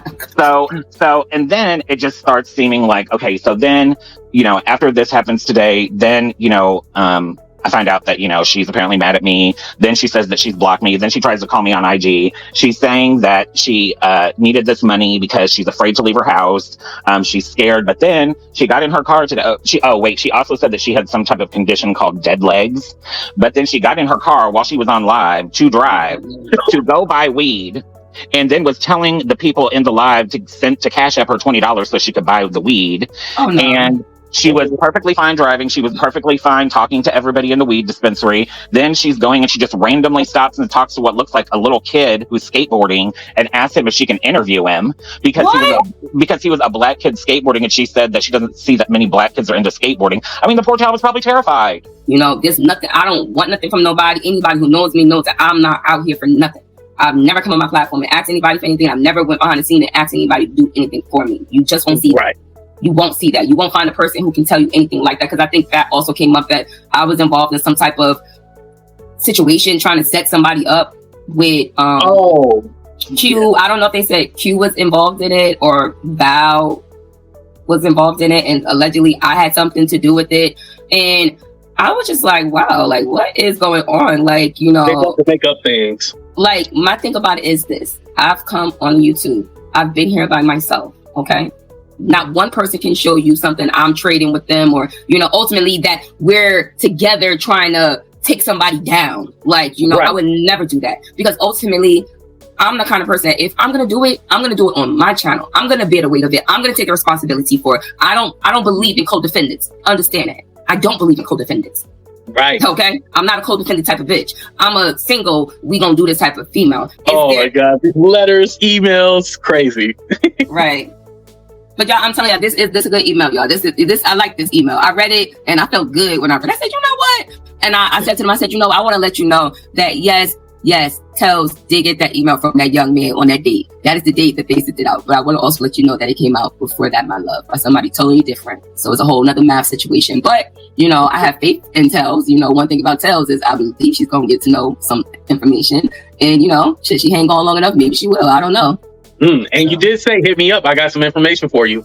I mean, if she is being threatened or, she's trying to pursue somebody online, only because I want to just return the favor, because I just heard that it was done to me so easily, effortlessly. So I feel like I just want to turn the favor. So if you are pursuing legal, or criminal, things between somebody and you are needing the information. Before Jag dropped into the black tea sector, was the head honcho or main event all about the tea? Before what? Before Jag dropped into the black tea sector. Yeah. Okay, so how far after the debunking or whatever happened to All About the Tea? Because I still don't really know what happened to All About the Tea. After All About the Tea, this is what happened. Plez basically put in her notice and said that after whatever, a week or two, I'm not gonna, be a part of the panel anymore. She told Monica that. Monica wasn't happy about it and was basically, trying to work something out with her. Monica never told us, the subscribers, the teacups, that Ples was leaving. What happened was Ples ended up making her own channel. And remember Schoolboy, right? Remember Schoolboy went live and was going after Ples, and Schoolboy didn't know what she was talking about. Remember, okay, slow down. Remember Ples last day? Monica never announced it to the audience. So Ples went on her live and announced that she was no longer going to be a part of the panel. Everybody was like, oh my gosh, why? Because Ples was everybody's favorite for the most part. But Monica chose to keep that to herself because she was being spiteful. And So that's why she's at where we are right now. So my question is, after All About the Tea resigned, I'm assuming, how long? Yeah, that until was in her Jaguar- words, Lottie. Yeah. How long after that did Jag become the bread and butter person? I'm trying to see. I can't remember. You know what? If you go back and look at the video, I don't know. But if you take a look at that video when she appeared on Storm's platform, then you can kind of figure it out, because I know it happened on All About the Tea in June of 2021. So do you think whatever that- date is on Storm's video, I would say, maybe a month or two or whatever before that.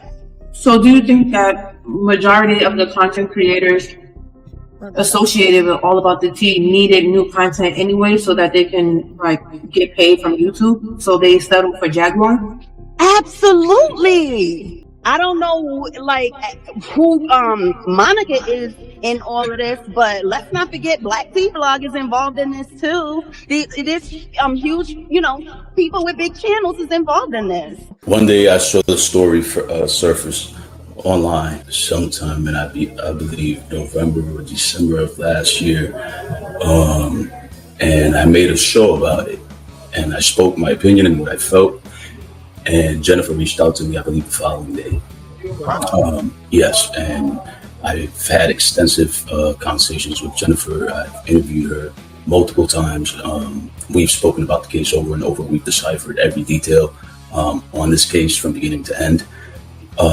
This pretty much caught me off guard because I was actually preparing to go live today and do a show on this, because I've seen a lot of victim shaming coming from people like Black Tea Blog, that's on the panel currently, Tasha K, probably about. Wait, let me just jump in here. If you're talking about Jennifer, then that's fine. I don't really want you addressing Black Tea Blog so much. If you want to talk about some of her opinions, that's fine. But between the panel members, let's keep it civil. Is all I'm saying. Right? Absolutely. Well, I'll definitely keep it civil. Okay. What I want to come here and say is, she had Kenneth Petty's cousin on her show threatening Jennifer, and she was condoning it. She made fun of Jennifer. She belittled, harassed, and threatened Jennifer subliminally herself with contacting Jennifer's baby daddy, which she was under the impression that he was a threat to Jennifer. So she condoned all this on her channel. She's a big Barb blog. She's one of Nicki Minaj's biggest fans. She did it all for a check, or what they call a verification. She claims to know Nicki Minaj personally, so it's a very biased and malicious opinion. Because you also said this, Black Tea too. You said you're verified. What does that mean? It just means that you've reached 100K on YouTube. And YouTube has verified that you accurately got these subscribers, no buying, no fake stuff. It's just verified. So it doesn't do anything for your rankings or anything. It really doesn't do anything to give you a check mark. There's no benefit. Okay. Yeah. Well, she made a big celebration about it and thanked Nicki Minaj and Barb's for it. So I just want to point that out. Yeah, we celebrated on Twitter. We did. And I just want to make 100,000. I'm celebrating too, goddammit. I think it's wonderful. Absolutely. This is where all the victim shaming comes from. I always celebrate it too, no doubt. But this is where I'm just trying to point out the backstory, where it all comes from. She wants the Nicki Minaj recognition, follow, tweet, conversation, DM, all that. Hot Radio, let's take it point by point, because you said that she's victim shaming, and then you said about 5 different things, and they all kind of washed over me. Oh, it's a lot. Okay, what's the first point where you say that she's victim shaming? Well, she's called Jennifer a liar. She's made fun of her teeth, her looks. Do you have any response to that, Black Tea Blog? I do, and I did do a full video on this. So the reason that me and Marie Petty, I did an interview with Marie Petty to give you guys some context. Who is Marie Petty? I was going to explain that. She is actually related to Jennifer's brother. They are related to Jennifer. So this is a family. Jennifer's brother, not Jennifer's brother. Okay. Let me speak, please. So I did an interview with Marie Petty. We were talking during the interview, and this is on my video that is up right now. Jennifer jumped into my comments and she was antagonizing Marie Petty. I have every single screenshot in my video right now of things that Jennifer was saying. The only reason we responded to Jennifer that way is because she was in my chat saying, who am I scared of? You? You're not my family. You're reckless. You're not going to do anything. All of those screenshots have been saved. My videos are still up, unlike yours, because Hotshot, you have removed your videos. So it wasn't we're badgering her. She was in my comments. So I responded to her in my comments. Let me stop there. So Hotshot Radio, it seemed to me that you were saying that she was victim shaming her. And I was with you until Hot T Blog said that Jennifer showed up in her comments and started defending herself. Yeah. Well, defending herself. Listen, all right. She started commenting. So now there was some back and forth. So if there's back and forth between these two adults, I'm not sure you can call that victim shaming. Well, she did it prior. Let me just interject. What I want to do is just go point by point, because when you say 10 points, she has a, with all due respect, the lead attorney, she has a history of that. This wasn't the first show. She has a history. She went from platform to victim shame, bully, harass, and that's threaten. What we're talking about. We're talking about point by point. All right. So if you're talking about they were talking about her teeth or whatever, but they're going back and forth, and I say, okay, what's the next point? Well, Jennifer came in there to defend herself, first of all. Second of all, she had Kenneth Petty's cousin, which is related to Jennifer's brother. She's like his half cousin or something, because he's related through the father. But she had her come on there and threaten Jennifer and said, I will find you. And Black Sea Block condoned it, laughed at it, mocked it. And she's been doing a whole campaign to Okay, so let's start right there. Okay, what did you say to this allegation that you condoned someone threatening Jennifer? Do you know what he's talking about? Yeah, so this is actually the same video that we're referencing. All of this happened in one video. Okay. Marie Petty said they were going back and forth. And Marie Petty says, I know your baby father. Do you remember what they were going back and forth? This is the same video. This is not a separate incident. Jennifer, we were not talking mean about Jennifer. When she got into my comments and she antagonized my guests, she got a response. It wasn't to victim shame or to badger her. If she never would have showed up, we never would have went back and forth with her. So this is the same video. And I think it's important to know it's still on my page. Can I also say Black Sea Blog is the same woman who also threatened to revert back to her gangster ways when she was in the Blood Gang? She alluded to that. What? Yes, and go after Jennifer. I have the proof, the receipts on my channel, guys. Listen, I have all the videos up. Like, they're not down like she said. I had them private purposely because I knew she would try to use them to discredit. Okay. All right, let's do this. Are you a Blood? Are you in a gang? Have you ever been a Blood? I don't think I would have an MSW and an MBA and an ASW. Those were your words. I have the video. I do have a past when I was younger. We all do. But I want to be clear. I've never been charged with money, never been indicted by a grand jury, never had a felony on my record. So don't try to play those games. Oh, you do have a court case that's been floating around the internet. But let's not get into that. You're lying. You don't want to get into that because my lawyer is definitely on that. You cooperated a lot, and a lot of this stuff what Jennifer's claiming in the lawsuit, where she got the harassment from the fan base, where she got the threats. You cooperated in all of this and a lot of this actually because you have a big following, and you made your followers and your fan base attack Jennifer. You kept sending them over to attack her. I own the barbs. Okay, I didn't know I could own the barbs. You know what I'm talking about. Okay, that's funny because my video is not included in the lawsuit as harassment. No, it's not yet. Okay, so let me ask you this. Let's kind of get back to Jennifer on this. It's clear that you've interviewed her, and you find is it fair to say that you find her very credible and kind of what she went through and all that? All right. Yes, sir. I find her extremely credible. In fact, Jennifer's provided numerous receipts, numerous evidence, and documents supporting her allegations. So, in my opinion, yes, I do find her credible, and to be telling the truth. Jennifer, Black Sea Block took upon a road of defending Nikki because it suits and benefits her channel. It's, for self-monitoring. You keep bringing this back to Black T-Bar, but let's keep it on Jennifer. Because that's why he's up here. He's up here to tarnish me, not talk about the case. You can talk about whatever you want. Every single platform you follow me around, so. Remain civil. You can talk about whatever you want. Let me ask you, what do you make of Jennifer's statement that the $500,000 wasn't good enough? The $500,000 offer wasn't good enough? Well, she was pretty much stating that wasn't good enough for her to lie and recant and break the law for recanting. That's not, $500,000 is not worth her truth. Did she mention to you how much her truth would be worth? Do you know how much she's suing for? Because apparently they filed a lawsuit Do you know how much they're looking for her and her attorney? I honestly don't know. I honestly don't know. Okay. Have you had any contact with her attorney? It seems like her attorney, some people are saying that her attorney's doing a good job. He's doing a great job. I pretty much the same contact I have is the same contact everybody else has through social media, where he'll post something, we'll go there and comment and stuff like that, and pretty much congratulate him and thank him for doing such a great job the way we're doing now. And when is the last time you spoke to Jennifer? Just the other day. Before or after the real interview? I spoke to her after. What was the real interview? Oh, that's the interview that she did with the attorney? How did you feel that interview went? I think it went really well. I think it showed her in her most vulnerable, organic form. This is what she's been going through. She's been experiencing this harassment, these threats, the bribery for quite some time. So it exposes what she feels inside and what's the trauma about. You know, like people were wondering and trying to put a face. It's Jennifer this whole time. She came on my channel, did an interview. A couple of times she did like 1 or 2 interviews where she showed her face.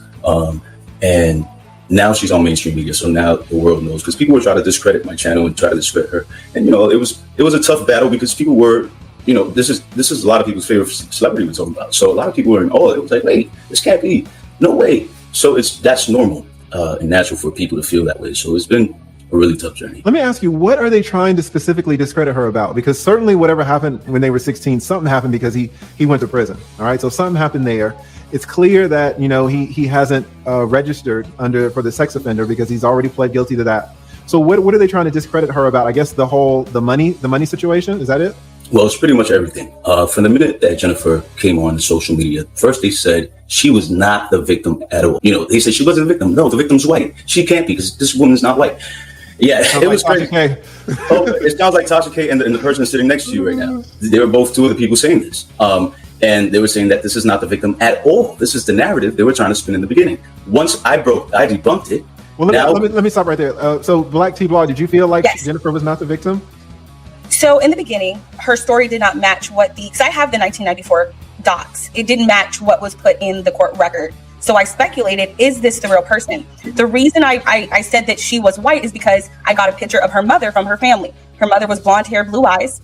And so in retrospect, she's biracial, she's part white. So technically, I mean, because her family reached out to me and her family said, look, we're tired of this. We need to speak with you. We're tired of these games. We need to put an end to this. And I want to make that clear. Her family came to me. I didn't go looking for an interview. Interesting. Okay. Her adoptive family, just to clarify. Oh. Have you ever talked, Black T Blog, have you ever talked to Jennifer, or y'all really aren't? No, I would rather not, because I think at this point, because let me just jump in. Did you feel bad about saying that she wasn't the victim? Did you apologize to her for saying that? Never. I didn't feel I needed to, because I said, I'm not sure about this story. I didn't come out and said, you're lying. You're not the victim. I said, her story does not match. And my video is still up. It's part 1 I have a whole playlist, and it says her story does not match what I see in the documents. And then after it went on a bigger platform, bigger than mine, and this was like blown up into YouTube, then everything just kind of unraveled to this point we have here. So no, I wasn't sure she was the victim. I can't lie and say sorry for something I wasn't sure about. She never said she wasn't sure. She alluded to being sure that Jennifer wasn't the victim. I asked her to apologize on my show one time, and I said, Black T Blog, don't you feel like you owe Jennifer an apology? And she, with so much conviction, said, no, I will not apologize. And I'm like, listen, you got the victim part wrong. You said Nikki didn't call her. Jennifer has included that in her lawsuit. Why would she if it's a lie? Why would she if Nikki didn't call her? Well, that's easily investigated in court. But that's the same thing with the U.S. Marshals. She said that the U.S. Marshals traced the call back to her and they were Nicki Minaj, and there's no criminal investigation. It goes both ways. You're not a lawyer. We discussed that. It goes both ways. Yeah, I guess you have to say that there are very entrenched camps here. The question I had was the Black T Blog had mentioned about this black character having been I don't know if he went on behalf of Nikki or if he was just acting on his own. But I want to ask the gentleman, in any of your conversations or interviews with Ms. Huff, did she mention him? Or yes. She did? And how did she explain who he was in relationship to Nicki Minaj? Black, according to Jennifer, is a neighborhood associate, someone that she knows from just being in the neighborhood. And according to her, he's friends with Nikki and Kenneth. I saw the text messages between Black and Jen. I saw the text messages with the other alleged goons that reached out to Jen in hopes of her recanting or in hopes of her taking the bribe offers. And so the interesting part about the whole Black story is that right after Kenneth Petty took the plea deal for that case where he failed to register in California when he first moved in with Nicki Minaj, Black days later, probably a day or two later, if I'm not mistaken, he went onto his Facebook, I believe it was, to celebrate, thinking that this was a case that Jennifer had going on with Kenneth Petty. And he celebrated, and he did a video with a gun on his lap, another gun in a holster in his car, pretty much subliminally threatening Jennifer, saying, I got you now, B, the case is over. You know, you guys, I got all the evidence on my channel. And that's why they've been trying to take me down as well. But anyway, he did this recently, and Tyrone Blackburn also posted it on his IG Instagram post. This guy threatened Jennifer in front of everyone, in front of the world recently, with the guns on his lap, subliminally, and we're still here questioning Jennifer. This is happening in our faces. Okay. On that, you know what I'm saying? Let me ask Black T Block. So, what are if you had to give the two biggest points that support your position that Nikki's good and Jennifer, I guess, has some holes in her credibility, or however you would frame it? What are your two biggest points? Well, I think I said it pretty clear in my last video. Jennifer's statements. I haven't seen your last video. Yeah, that's okay. Jennifer's statements, I think, are going to contradict her case. The reason I feel that way is because her lawsuit is outlined that Nikki and Kenneth directly, and indirectly threatened her, but her statements in different videos say different. She says Black is the one who did everything. Black is the one who orchestrated something. So it begs a reasonable person to think, okay, well, why isn't Black included in this lawsuit? If Black was the orchestrator for all of this stuff, and this is what she said numerous times. The second thing is, there has to be some understanding of how we got to this supposed phone call. Nikki says, I heard you could do something for us. What conversation took place with Jennifer and this person who relayed the information back to Nikki, and how did it get back to Nikki? And I think those are the missing holes. How did Nikki hear? Why? There's just so many holes that we haven't put together yet. And I think if we can get down to the bottom of that, then we can get down to the bottom of the truth. But I really do feel like her statements are going to contradict her case. Yeah, I'm not sure why it matters so much about how Nikki got in contact with Jennifer. But your point is well taken about Black. And I want to ask Hotshot Radio, what has Jennifer said about Black? Why is Jennifer not involving Black in any of this if he was such an instrumental player in the situation? Black T Blog's point about why isn't Black included in the lawsuit if he was the intermediary? He's such a fundamental player, it seems. Why do you think he's not in this? Well, what I can tell you is that Nikki has the biggest influence in all of the harassment. Is that AKA money? Well, she made out a slanderous comment. She put out a slanderous statement about Jennifer. She said Jennifer was in a relationship with Kenneth Petty at the time of the incident. She said that we've kind of moved over to Nikki, and I want to bring us back. Well, I'm bringing you back to Black. I say all that to say this. I'm not sure why Black is not included in the lawsuit. What I could tell you is he's not included, although Tyrone Blackburn has threatened to file criminal charges against Black on his platform. So I wouldn't say Black is off the hook just yet.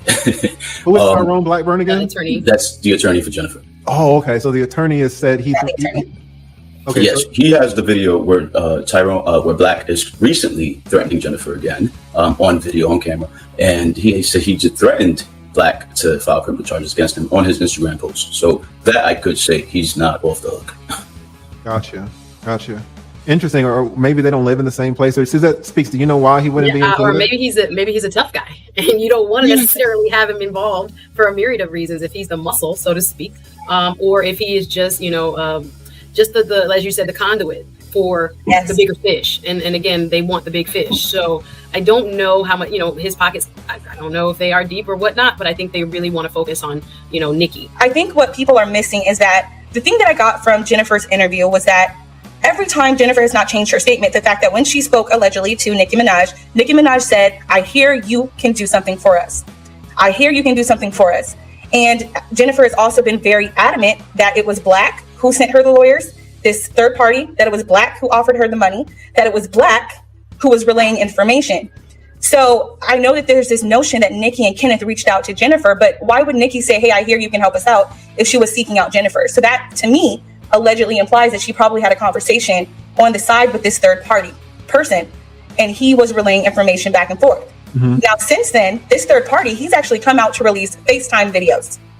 And he says he's recorded every single conversation with Jennifer. And during one of his recordings, Jennifer is saying, do I need a lawyer to help me write the letter? Oh, really? It's online. It's on Twitter. Did the clip mention a monetary amount? Was any discussion of the money? Okay.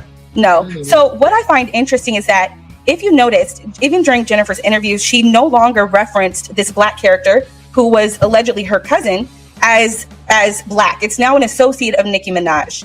And now that he's kind of been cut out of her story, I'm noticing that Black is now attacking her on the blogs, saying, "Oh, I've recorded you. You tried to extort me allegedly. You've done this. You've done that." And I know you're not fond of the whole Tasha K situation. I don't want to get into that, but Tasha K posted the clip on her Instagram, and the man has a recording, and you see Jennifer's face, and she's talking.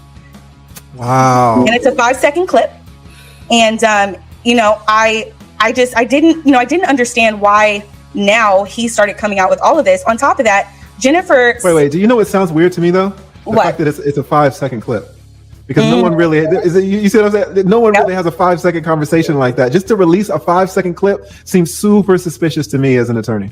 Right. Or what do you think, Suzette Speaks? Yeah, I think there has to be context to every conversation. You're going to put out what's most favorable to you, of course. Right. So we don't have the context. I don't know if I would trust it. I haven't seen any of these clips, by the way. So I'm definitely going to do my Google search once we get off of here. Yeah, and so it's on Twitter, it's on her page. And so now you have all of these parties coming out to contradict what Jennifer said. I do want to, in Jennifer's defense, her story about, speaking with Nicki and what Nicki said has always been consistent. And she's always said, Nicki said this, look, I hear you can help me. My only issue with this is that if there was a conversation that happened before Jennifer spoke with Nicki, that's the conversation we need to know about. Who are all of these third parties relaying information back to Jennifer, then back to Nicki? Could these third parties be lying to both of them because they want the money? I don't know. In the beginning, Jennifer also said that Black was the one who offered her $20,000.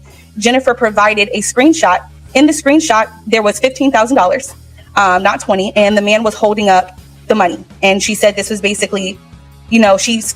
Wait. Say that again. Who took a picture of the money? Jennifer provided a receipt. So it was a receipt of this alleged third-party man holding up money. And she said it was the $20,000 he was originally offering her.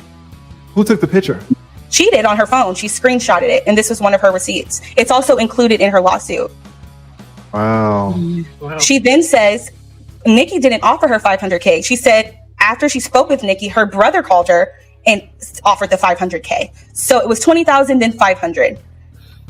Gotcha. So it's $20,000 first, and then the $500. Then the $500. Yeah. And then she said in her lawsuit that that's not good enough. How did you interpret that? That's not good enough. I think it's a twofold. I don't want to look too much into it to where I'm saying she's saying that it's not enough money. I honestly believe that maybe it isn't good enough for what she feels she went through. And I've said this from the beginning. We're not here to attack what happened in that room. We don't know. He was adjudicated. It's done. Right. But I think maybe if she feels that the money is not good enough, maybe it is her emotional being as well. But it did kind of make me feel like, okay, so what offer is enough? Are you saying that there's a certain amount that you will take? But I try not to ask this. There are very deep pockets on the other end of that question. So. 150 million worth, absolutely.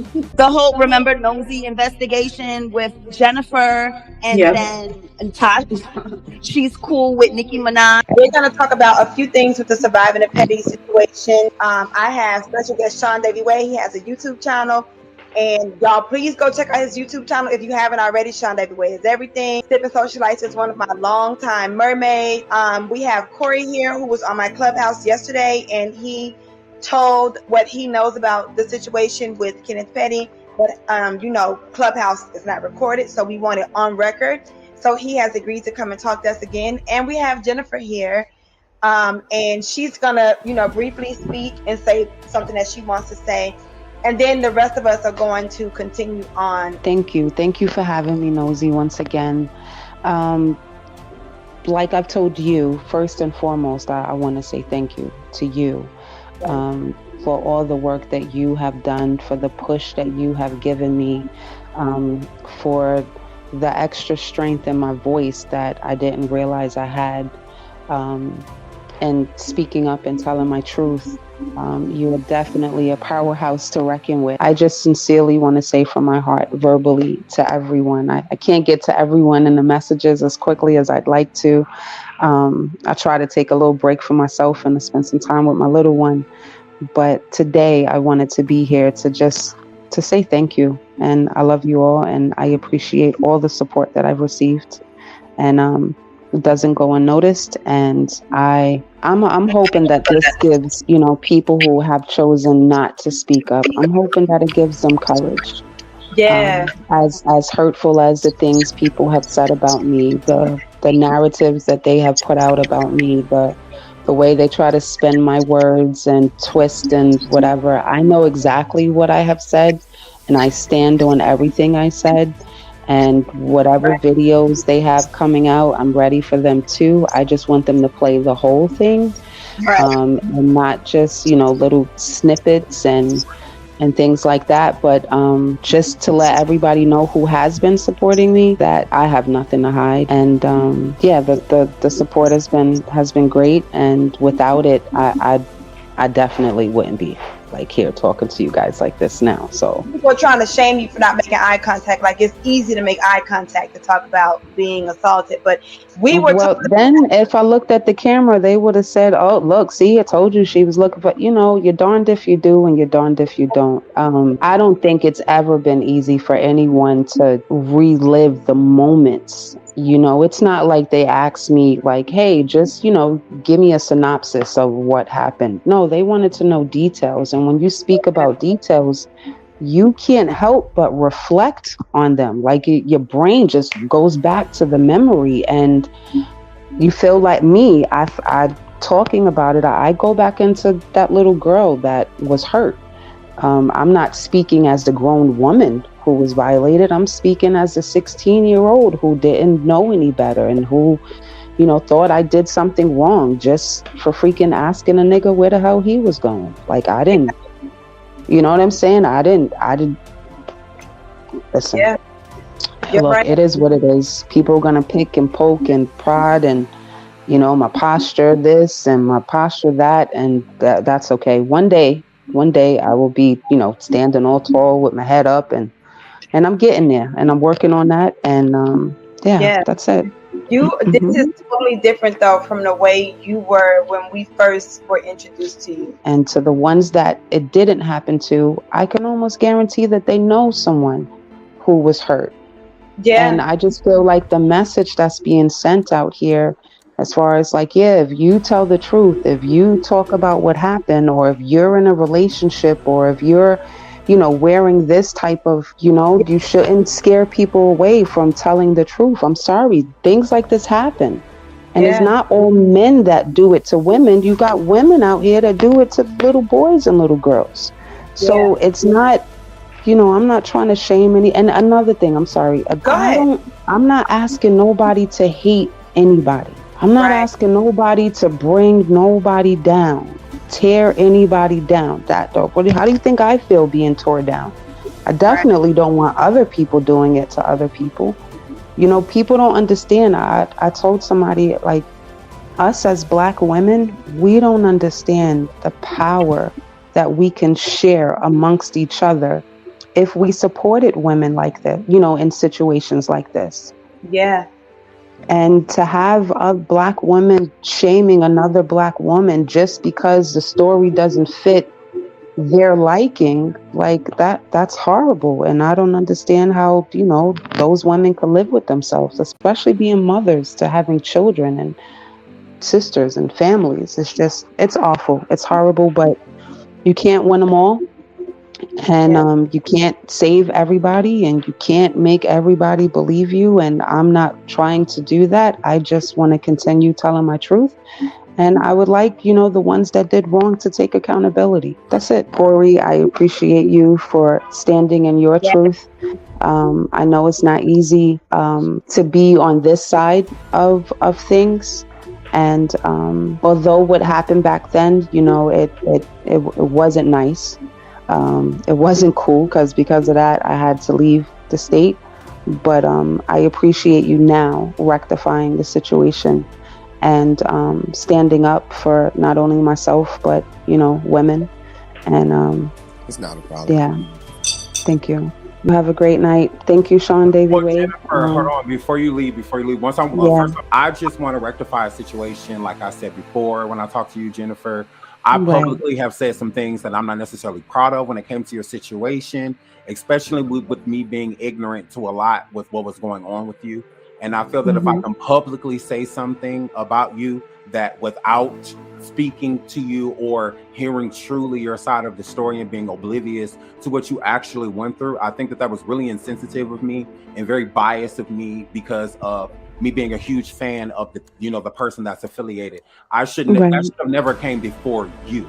And what happened to you, especially as a victim myself, it's like shame on me for not, you know, taking the time to hear you and to hear your story out before I decided to make any type of opinion or judgment. I think that that's a problem with the situation right now, that some people have stated certain things about you, you know, very ignorant without speaking to you or truly hearing your story before gaining an opinion. So I just want to publicly say to you, Jennifer, that I apologize and that you'll never have to worry about that type of energy from me again, because I'm not that type of person. And I should have definitely, you know, did my research before saying anything about you, especially how brave you've been throughout this course, because it's a very hard thing to do that you are doing. So I just want to say once again that I'm truly sorry. And if I've offended you in any type of way, I humbly, on bended knee, apologize to you, because I truly am sorry. You didn't deserve any of the things that I said. Yeah. We do not know if this is true or not. However, when a woman comes to the public and makes this kind of allegation, she has a right to speak out and be heard. I don't know what the Barbs don't get about that. I have heard men who are being accused.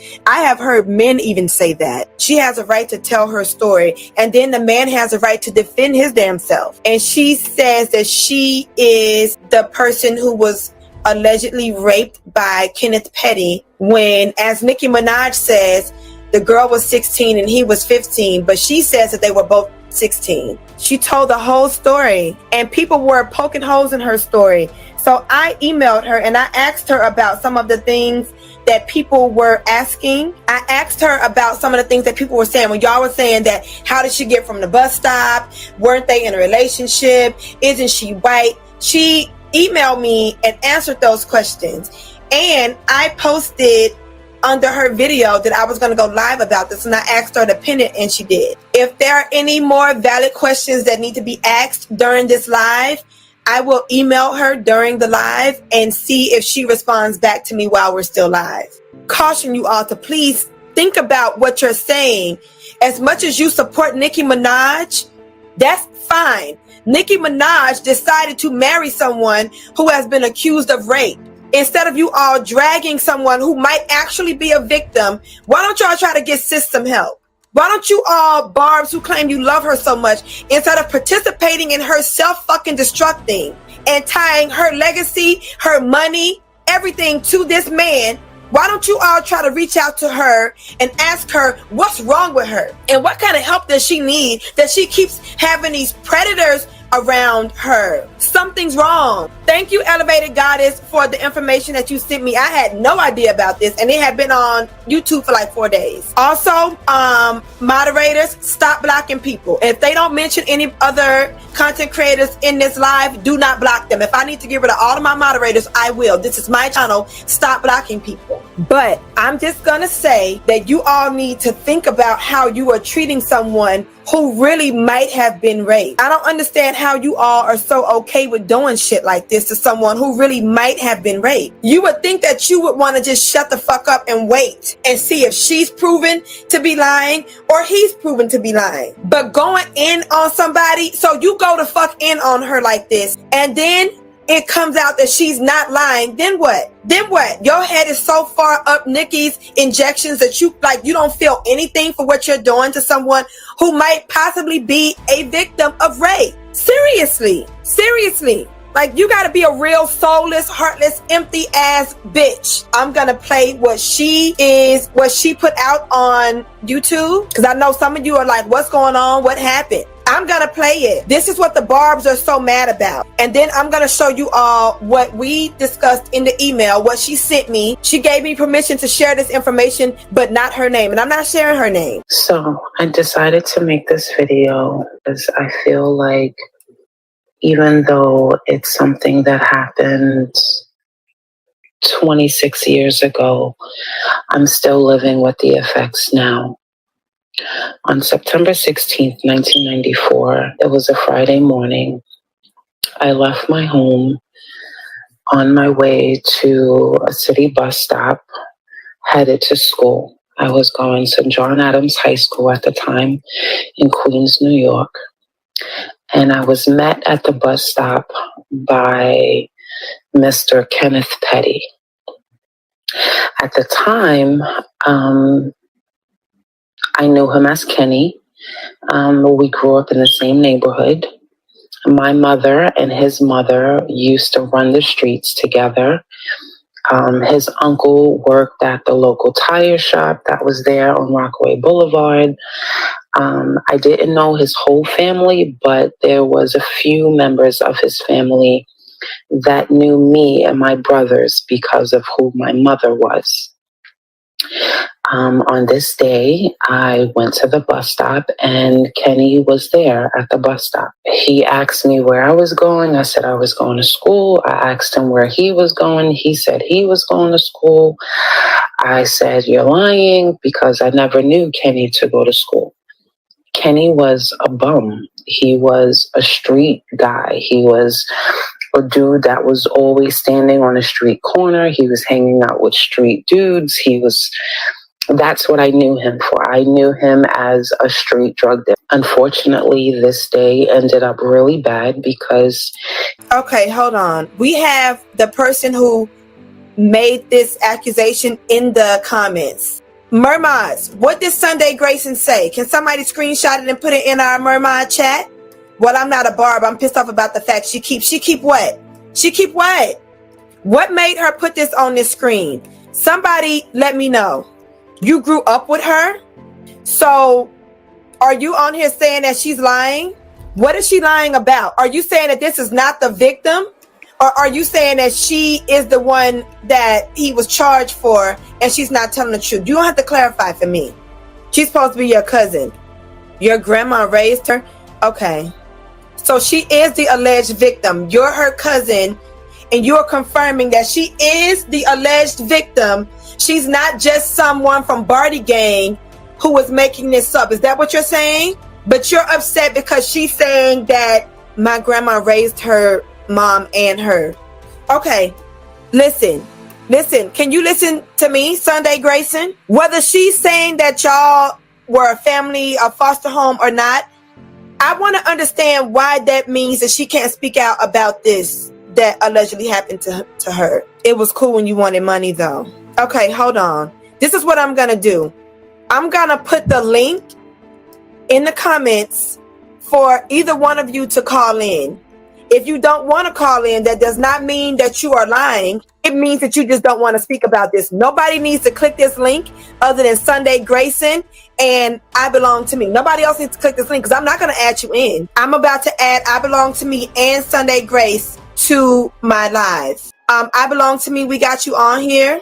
Yeah, I'm here. Hi. Sunday Grace tried to join, but for some reason it's saying that you're not connected, Sunday Grace. So you're going to have to try to do it again. Well, as far as Sunday Grayson is concerned, she's supposed to be my cousin. She's correct. Her grandmother did raise me. Hence, in my video, when I said that I wasn't raised with my mother had nothing to do with this case.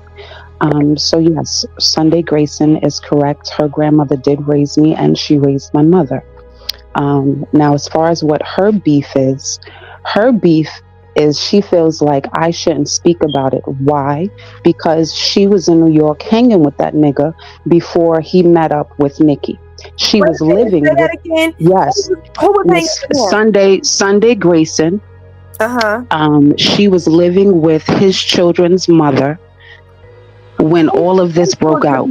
Kenneth Petty's children's mother? Right. She was living with Kenneth Petty's children's mother when all of this broke out. So to see her in the comments, not only is she in the comments talking shit, but she's giving my name. You know what I'm saying? And I feel like, number one, so when this first came out, she was cool with hooking me up with a lawyer. She was cool with asking me for a house and a car. She's the one who told me about all of this when it first started. When Kenny first got with Nikki, I knew nothing about it because I wasn't on social media like that. I'm not a big, star-based, like I don't care to follow stars or whatever have you. She's the one who called me and said, "Are you sitting down?" I'm like, "Yeah, why, what's up?" She was like, "Oh, well, Kenny's in the Kenny and Nikki, you know, they're together now and they're talking about you in social media. They're talking about you and what he did to you. And it was cool for her to hook me up with a lawyer in the beginning when all of this first hit the surface. But because now she's up in New York, she's hanging out with Nicki Minaj's best friend. She's hanging out with people in the neighborhood who are associated with Kenny and Nikki. So now she wants me to shut up. Now she wants me to be quiet. So for her to speak, I didn't say nothing negative about her grandmother. I can speak about what happened to me in that household. Yeah. Yeah. But as far as speaking negative about her family, I haven't said anything negative about her family. So I don't even know why she's in the comments. This happened to me. She wasn't around when this happened to me. I'm older than her. This happened to me when I was 16. And when she was 14, she wasn't living in New York. Yeah. Yeah. So now that she's an adult and she's hanging out with these people, this nigga just took her. He took her to the train stop just before all of this hit the surface, just before he hooked up with Nikki for Thanksgiving and all that. She was hanging out with these people. She's on the line now. I'm about to add you in, Sunday Grayson. I'm just going to hear her first. So, and somebody named Sunday Gracious is in the comments, Mermaj, trying to join this live. If you see them, please block them. Also, if you see this victim's name mentioned anywhere, please remove it. Don't block Sunday Grayson, but remove her name, please. So you're saying that Kenneth Petty took her to the train? Yeah, she was hanging out with these niggas. She was hanging out with all of them. And that's why she's now coming at you about this. You know what I'm saying? First of all, people wouldn't have even been able to tie me and her as family if she wasn't up in New York running her mouth. Was that Kenneth Petty that I see in her video? Okay. Oh, no, it wasn't. Sunday Grayson, you're on here. Hello. Now I don't know how to see. I don't even do this. I usually don't do this, but I'm just sick of the lies. We're talking about somebody that's delusional, super delusional. I grew up in a house with her. Jennifer, let me tell you something, homegirl. My grandmother's spirit and your mother had the spirit. I know they're so upset with you right now. You're going too far. When I called you, you're right. I did call you and let you know what was going on. I had no idea you was going to use it as an excuse to go and try to get you a bag. You need to cut it out. You really need to before you get yourself hurt out here, homegirl. Bahu. You're the only one spreading. You are the only one spreading the news about me getting hurt. Okay, hold on for a second. Sunday. You already told me. Jennifer, did you forget that you already told me that Kenny was your man and that you were upset that what happened to you? How much did they pay you, Sharon? How much did they pay you, Sharon? How much did they pay you, Sharon? How much did they pay you? How much did they pay you? It must be nice going to New York Fashion Week, right? It must be nice going to all those things that you've been going to, that you've had privilege and access to. Correct? New York Fashion Week for her hair like that? Listen, look, okay? It just so happened that you're hanging out with all of these fucking people and you feel like you're special now. How about you go take care of your kids, Sharon? How about that? How about you go take care of your kids? Almost 40 fucking years old, and you have, listen, you can't tell my story. You can't tell my fucking story because you wasn't there. You wasn't there. You wasn't there. You wasn't there. You wasn't there. You wasn't there. You wasn't there. You wasn't there. You wasn't there. You wasn't there. You wasn't there. Listen, how you bring it? Listen, first of all, let's stick to the subject at hand. Let's stick to the subject at hand. Let's stick to the subject at hand. We're talking about Kenneth Petty. We're not talking about Inwood Street. We're not talking about the house that I grew up in. We're talking about this nigga, the nigga that you've been running with, the nigga whose ass you've been so all up his ass. Wasn't you living with his baby mother Chanel? Wasn't you posting pictures on fucking social media? Fuck this nigga when you thought you was gonna fucking get paid? Get the fuck out of here. You are irrelevant. And if I fucking see you on the street, you can mark my words, I'ma whoop your motherfucking ass. How about that? Okay, Sunday Grayson. Sunday, I had to mute you. Look, I had to mute you look like trash. Who house you living in now? Fashion week with her. Who house you living in now? Who couch you sleeping on? Everybody that knows me knows I go get my own picture. Who couch you sleeping on? Who couch you sleeping on? Are you serious? Who couch you sleeping on? Who couch you sleeping on? Where's your baby, sweetheart? With me. You want to see? You want to see my daughter? You want to see? Let me explain something to you. I got 3 fucking grown kids. 3 grown kids, and my little baby is right fucking here. What? I got my kids. You mad? You mad because Donna had my daughter and not your fucking kids? Where your kids at? Get the fuck out of here. You can't tell my story. You can't tell my story. You can't fucking tell my story because it happened to me. And yeah, I was raped in your house, in your grandmother's house. I was molested from the age of fucking 4 up until I fucking left in your grandmother's house. You right. By your Uncle Terry. I was raped by him from fucking 6 to 13, and your fucking sister molested me too. Now, you want to talk about some shit? Let's talk about that. I was a light-skinned girl being abused in your fucking house. Yeah, that was me. And when Kenny's parents came to the house and fucking lied and said that I was with that nigga, I ain't never been with that nigga. Ever. You can't tell my story. You can't speak for me. You can't speak for me. You can't speak for me. She's doing whatever. Listen. No, I do have family. I do have family. Period. You can say what you want to say. Yo, go brush your teeth. Go wash your face.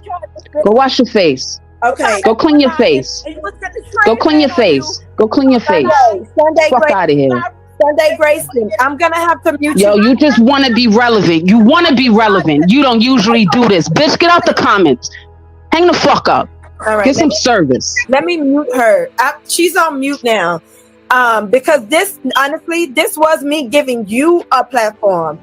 I don't listen. I can't with all that. Is there anything else that you want to say? Do you want to tell your story since she's trying to tell it for you? Listen, Sharon, look, I'm not blood relative to them. Like I said, look, my mother didn't raise me. I'm gonna just tell it all. My mother was on drugs. My mother was a crackhead in fucking Queens. She is now dead.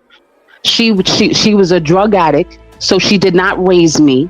She left me and my brothers with this Sharon Grayson, Sunday Grayson, with her grandmother, who raised me. She raised me and she raised my brothers. And yes, she took care of me. But yes, there was things that happened in our home. This conversation wasn't supposed to be about that. But being she wants to bring it up, you know what I mean, and talk about how delusional I am. The thing is, Sharon is the one who told me about all of this when this first started. When Kenny first she called me and was like, hey, cousin, I just want to let you know that this is going on. She had then started posting pictures with his children, having them stick up middle fingers on Instagram. This was in the beginning when they felt like, when Nicki Minaj posted what she posted on her on her Instagram about the ages, him being 15, me being 16, she contacted me and was like, oh, you could sue. But I'm like, well, she didn't name my name. So it doesn't matter what she says. As long as nobody puts my name out there, then I'm okay. Or whatever have you. So when everybody realized that, oh, well, Jennifer can't sue it, I had family members asking me just for a walk-in, talking about, oh, they the only thing they want is a walkthrough. And I'm like, what the hell is a walkthrough? It's like, oh, well, if Nikki walked through the club, you know how much money I could get. I've had people ask me for so much shit. And I'm like, yo, this is my life here. Like, this is something that I went through. I was 16 years old when this happened. Wow. And because this happened to me in New York, I had to leave the state of New York. Yeah, I had to get out of New York. You told me that. You know what? I have to say allegedly on this channel because I don't have time. No, I get it. I get it. It's not, at the end of the day, this wasn't about to badger anybody. My video wasn't to badger Nikki. I don't got no beef with Nikki. You can't fault who you love sometimes. And there's no guarantee what this nigga told her. Right. You know what I'm saying? But me saying that I spoke to Nikki, that's facts. I did speak to Nikki. I spoke to Nikki on the phone. She asked me if I would speak to her publicist, Joe. Maybe she could send her publicist, Joe, to where I was living at, or she could fly me and my family out to LA. I declined. Yeah. The last thing I said to Nikki before I hung up was, I need you to know, woman to woman, this really happens. And after that conversation, the only people that contacted me was street goons. I think she has somebody in her camp named Ganks. He was contacting my family members. When I'm talking about when I said $20,000 that people are laughing at, they're like, oh, well, she's worth so much money. And you mean to tell me that they only offered you No, I never said Nikki offered me $20,000. I never said Kenny offered me. I said there was a mutual friend who had connected with me, who said he can connect me with them. He offered me $20,000 because he thought that he'd be doing Kenny a street favor and they would repay him later. Okay, so when you said to Nikki that you're telling her woman to woman that this did happen, what did she say? She said she didn't say anything. She was like, well, I heard that you were willing, to help us out in this situation. This was right after he had got arrested. For not registering. For not registering. Or maybe. But we got to get into some things. So Jennifer Hugh, Nicki Minaj, Kenneth Petty. Well, Jennifer Hugh voluntarily dismissed her case against Nicki Minaj. Now, be very clear. They're saying that they're still going after Kenneth Petty. The case is not dismissed against Kenneth Petty, okay? Nicki Minaj's team says they are now going to countersue, or they're going to go after Jennifer Hugh's people for the legal fees and the damages that caused to Nicki Minaj's name and reputation for having her in this frivolous, pointless lawsuit. So before I even got to read and start to think, I immediately felt like she took some sort of payment. I did. Now, publications are saying Nicki Minaj did not pay. There was no payoff. There was no payoff whatsoever. They just decided that they were going to drop the case. While that can probably be true, right? But to be more interesting, to me, I feel like while that could be true, I feel like a payment could have happened as well. But then I have to ask myself, well, why would she pay her to then go and sue her? So it doesn't really make any sense. So perhaps there was no payment involved. Perhaps it was all about Jennifer Hugh having no hardcore evidence to prove her point that Nicki Minaj, in fact, was a part of the harassment. Which, when I talked to Jennifer Hugh on Clubhouse, I asked her specifically, how are you going to prove that? She said no. She said, I have plenty proof, plenty evidence. There's proof. I can't get into it all right here. My whole argument this whole time was, I believe that she was bullied. I believe that she was harassed. But then at the same time, now, Jennifer, I don't know if I believe anything Jennifer say anymore. I don't know if I trust her. Because I wouldn't have quit. I feel like maybe she dismissed it because they felt like we don't have any evidence. So why go this far? Why go on the real? And why talk like you had all this evidence and you know that you didn't have it? So now do we believe anything that you have to say? I don't know. I don't believe her. Now I don't believe her at all. I'd much rather her had lost than to throw in the towel, because it makes you look like a complete liar, and it makes you look like a clout chaser, and it makes you look like you were in it for some money. And that's why I originally felt like, you know what? Perhaps, because I have two theories. Now, this is like my second theory after just kind of letting it all sink in. My first theory, though, was very much so. She had got paid off. It was going to be too much on Nicki. It was just Nicki did not need this kind of press. She's got her documentary coming out. She's got her album coming out. We don't need this to drag on any longer. Okay? I'm going to give you some money. You shut the hell up and go away. This is not going to be, it's very under the table. No one will know about it. Nicki Minaj, I'm going to look like I am the winner. You're going to look dumb, but we're going to pay you. You're going to shut your ass up and you're going to dip. And we're going to continue to put out these statements like you were a clout chaser and like you were trying to look for money and you were trash. Because ultimately, Jennifer, you were. Even if she was paid, it confirms everything that people have been saying about her, saying that she was looking for money. Because even if she was paid, shit, that was the whole point. You wanted the money. So I don't really feel bad for Jen either way, because whether she got paid or whether she didn't get paid, I still don't believe anything that she had to say at this point anymore, because I specifically asked her, how are you going to prove it? Do you have any evidence? She said, yes, I can prove it. I knew she wasn't going to be able to prove it. And I don't want you guys to get it twisted on what I'm saying. I'm not telling you that I don't feel like they wanted her to recant her statement. I just don't think that she could prove that there was harassment. There's no real paper trail. There's no nothing. And she kept saying, Nicki never offered me anything. Nicki, it was through black. So at some point, you don't have any proof. You don't have any evidence, so it is pointless. So yes, Tyrone is a trash lawyer, and he was trying to get a quick money grab. He was trying to grab a quick $20 million. He definitely was. Maybe she could have got some ground had she had a better lawyer. However, she had a trash lawyer. So this is great for Nicki Minaj. Congratulations. And I'm going to tell you this. Congratulations for Nicki Minaj being smart. Dirty work gets done. Nothing is attached to you. She's smart. Okay? I mean, that's just what it is. Jennifer just, at this point, there's nothing you can say, but Jennifer just looked like a liar. She looked like she was looking for money. So do you think that Jag weaseled her way in? Or do you think it was a mutual exchange where they needed her as well to get viewership, ad revenue, super chats, and donations? You know, I don't know where she came in. I don't know where she came in or who brought her in, but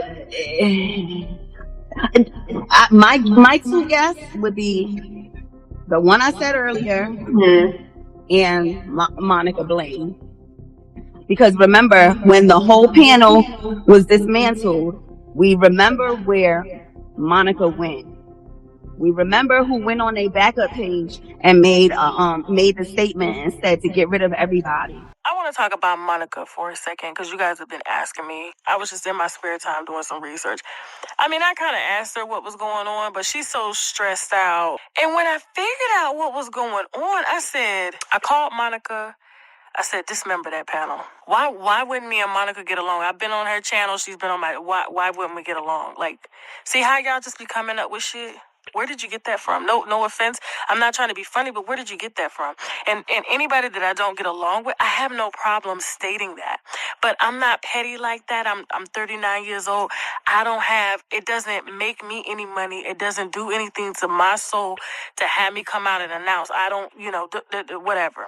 So here's the thing. So you have a woman who has extended her platform. People can take it as a blessing. People can say, you know what? It's not a blessing. That's their right. But if she decides, or if the other person decides they don't want to work no more, that's their right. But just because somebody don't call somebody back, I'm just gonna break this down. How ridiculous this sounds. She ain't falling. See, that's the problem. People be thinking like YouTubers or bloggers or anybody that's an entrepreneur has fallen. She ain't out of business, okay? She has subscribers. She has viewers. She got all y'all. She just dropped a video and got almost 40,000 views in less than 3 hours. So how is she falling? How? Couple thousand people, maybe the up-and-coming YouTubers are wanting some content, and so the more the drama keeps stirring up between the other YouTubers, guess what? They have content. This is a feeding session now, okay? I'm talking about Monica from All About It TV, if y'all care. But, if you watch her channel and you want to know what was going on. But, people were asking me, right, what Tasha, why it is. And so if she decides to get upset, if she decides she don't want to call somebody back, it's just like you having a boss, right? The boss says, you know what? I'm gonna call you. I'm gonna think about your pay, because the girl was like, I don't want to work no more. I want to, and Monica said, well, can you stay and do 1 day a week? And the girl asked, can I get paid? And Monica was like, I'm gonna think about it. I'm gonna call you. Monica didn't call her. Said she was gonna call her. You get tied up. Let me tell you something. If I say I'm gonna call you back, I'm not gonna fucking call you back, because I'm gonna fucking forget, okay? Period. You get in your feelings, that's your motherfucking problem. I am not here to be nobody's mama, nobody's motherfucking daddy, okay? People forget to fucking do shit. We are fucking human. But for you to sit by the phone and be like, oh, what you said, and I'm taking your word for this, and then she says that she expects you to act according to your status, and you get offended, and not everybody on the panel, because remember, we got the boss and we got the office, right? The employees in the office, and then the boss has befriended the employees, and now when it's time to step in the boss position, the employees don't want to take you serious. Then there's conflict. One wants to quit, then they start getting into other people's ears. Maybe the boss starts to, because they have a relationship with the said workers, starts to, cross some boundaries with talking about things they shouldn't talk about. And guess what? Money is not being made. Money is not being made. And you gotta understand, like, Monica built this brand. If she don't want to work with them, she ain't gotta fucking work with them. Her show will go the fuck on, okay? I was an employee. Guess what? You think corporate gave a fuck about me?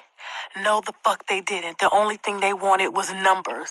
And if y'all actually out here thinking that corporate companies or any company, especially if this is how a person makes their money, gives a fuck about how you feel and your feelings being hurt and you missing my call, not calling me back and keeping your word, bitch, you're going to be upset a lot of days. A lot of days. Okay? There was no contracts. There was my word. So my word can change because there's no contract. And people are out here like eating this shit up. And it's like, really? Are we really reduced down to you didn't call me back like you said?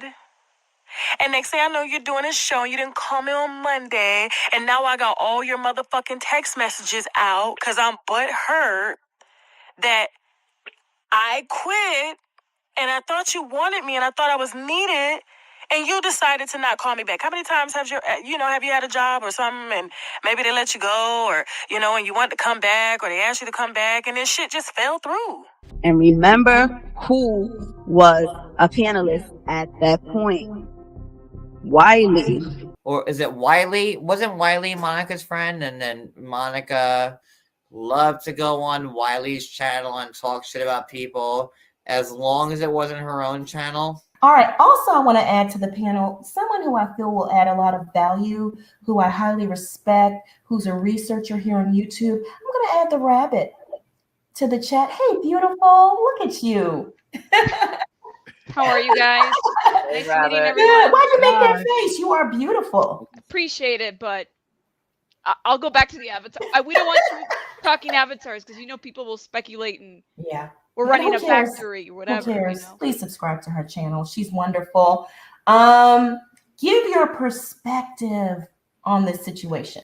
Oh, deep. It's been a couple months. Quite honestly, I think both as someone that was giving before the panels, right? Giving commentary, but also even seeing everything kind of go down. My perspective, and because we're on the topic of Nosy Ho, whose channel is now gone. It's a little bit interesting. I think a lot of people are kind of seeing the information and trying to really sink in and really understand what happened, right? Like, how did we go one way? And I had talked a little bit about this the other day as well, that it seems like we had just some skew way of wanting to make quote unquote justice to something that we really didn't quite understand and also didn't need to happen online, right? So many people, and there were some people that we were able to see, a lot of people in the background. And I think that's the piece that because the audience doesn't know, then they're kind of left like, what do you make of that, if that makes sense? That makes total sense. And someone made I think it was Tanya that made a really good comment. She said, follow the money. You follow the money and your eyes will become things will become very clear as to what went down here and how things just escalated so fast. She interviewed the alleged victim of Kenneth Petty, who is Nicki Minaj's husband. That victim went and did an interview with a website called deadbeat.com. On my channel, I covered the interview with deadbeat.com. She came in my comment section and started ranting and raving that she was the one that exposed this story and that she needs credit. And I'm like, but your name's not in this article. I'm crediting deadbeat.com and I'm quoting stuff Jennifer is saying. I would have acknowledged her had she not been ranting and raving, acting, inappropriate as usual and crazy. So that set her off. I think that's what set her off. So she kind of used that. And then she used the drama with the panel, which she didn't know me. She didn't know any of the panel members. But again, the numbers and the super chats and the clout was rising. And that's why she did it. It was like, okay, it's paying me. I'm making a lot of money to attack this innocent woman who has done nothing to me. I'm going to roll with it. And I'm going to throw as much fire onto this, lies and accusations as I can to hurt this person because I want to bury her. She was telling people to unsubscribe to my channel, all kinds of evil stuff. John, I know you've been a victim too of cyberbullying. Can you chime in here? Well, first of all, I want to say hi to everybody, all the teacups that are here. I see a lot of my hags, some of my moderators are here. So I want to thank you guys for coming here and supporting me and Monica. So that was number one. And, me and Monica were kind of getting it at the same time. Monica was getting it far worse than me. And I had a conversation with my husband. I'm like, things aren't right, and I had to say something about this. And this was months ago, and we now both me and Monica are in the same boat where we're being accused of taking down Nosey's channel, people with the receipts, this, that, and the other. And it's a hard pill to swallow because pretty much how it goes these days is if someone says something, they take it at face value and it's scripture without any type of proof or receipts or anything. And all they have to hear is like that, and then they unsub, your views go down, and this is a business for it's a business for Monica, it's a business for me, I'm sure it's a business for Wiley. And when people say atrocious, untrue things about you, they don't need the proof, they just hear it and take it and run. So it's not right. It's not. She went as far as hiring people to pretend to be my family members, hiring people to say stuff that I had a drug deal gone wrong with them. What about your husband who was driving the drug truck? Another lie that she, it sounds good, right? It sounds like a Lifetime movie. Sounds like a good reality show. And people just eat it up. That's when I stopped watching Wiley because I was turned off. So let me go ask you, Teddy, because I feel like you can fill in me and hear her thoughts. I'm listening. Okay. So All About the Tea and her panel disbanded. And then Jag and Tasha K got into a beef, and Jag called CPS on Tasha, which prompted her to do Surviving Jaguar Wright. Is that correct? That came before All About the Tea. Did it come before? No, it came after. No. Jaguar Wright, Tasha K came 2020 and 2021, January. And then Monica, All About the Tea came May with Plez, and then... Of 2021, Teddy? Yes. Oh my God, so that makes good sense. So then that means she already was in, and they just segued. Okay, so we know where what's her name came from then. And then Jaguar went away for a year, but then she came back in 2020 and willing to work with Tasha after all of this has happened. Because I'm trying to figure out Armand Wiggins' ex-best friend is working business with Tasha. Sean, who was the enemy of Tasha, who was cool with Nosy, is now friends with Tasha. This is the same. Remember now. And that's Sean. Yes. Out of the blue. Him and Jag's issue. Go back to his video. Him and Jag's issue was King bought him. Ooh, I think you're right, because Jag in person. Storm and Jag fell out of nowhere, and I think Jag might have purposefully fell out with Storm, if you get what I mean, if she was really in cahoots with Tasha K. Correct. But my question is, Jag and Monique, All About the Tea, and her phenomenon, they're like not related at all, right? You said I didn't see them as no. I don't. I don't see them as being related. But you know who is related? Somebody saw Club, Oklahoma.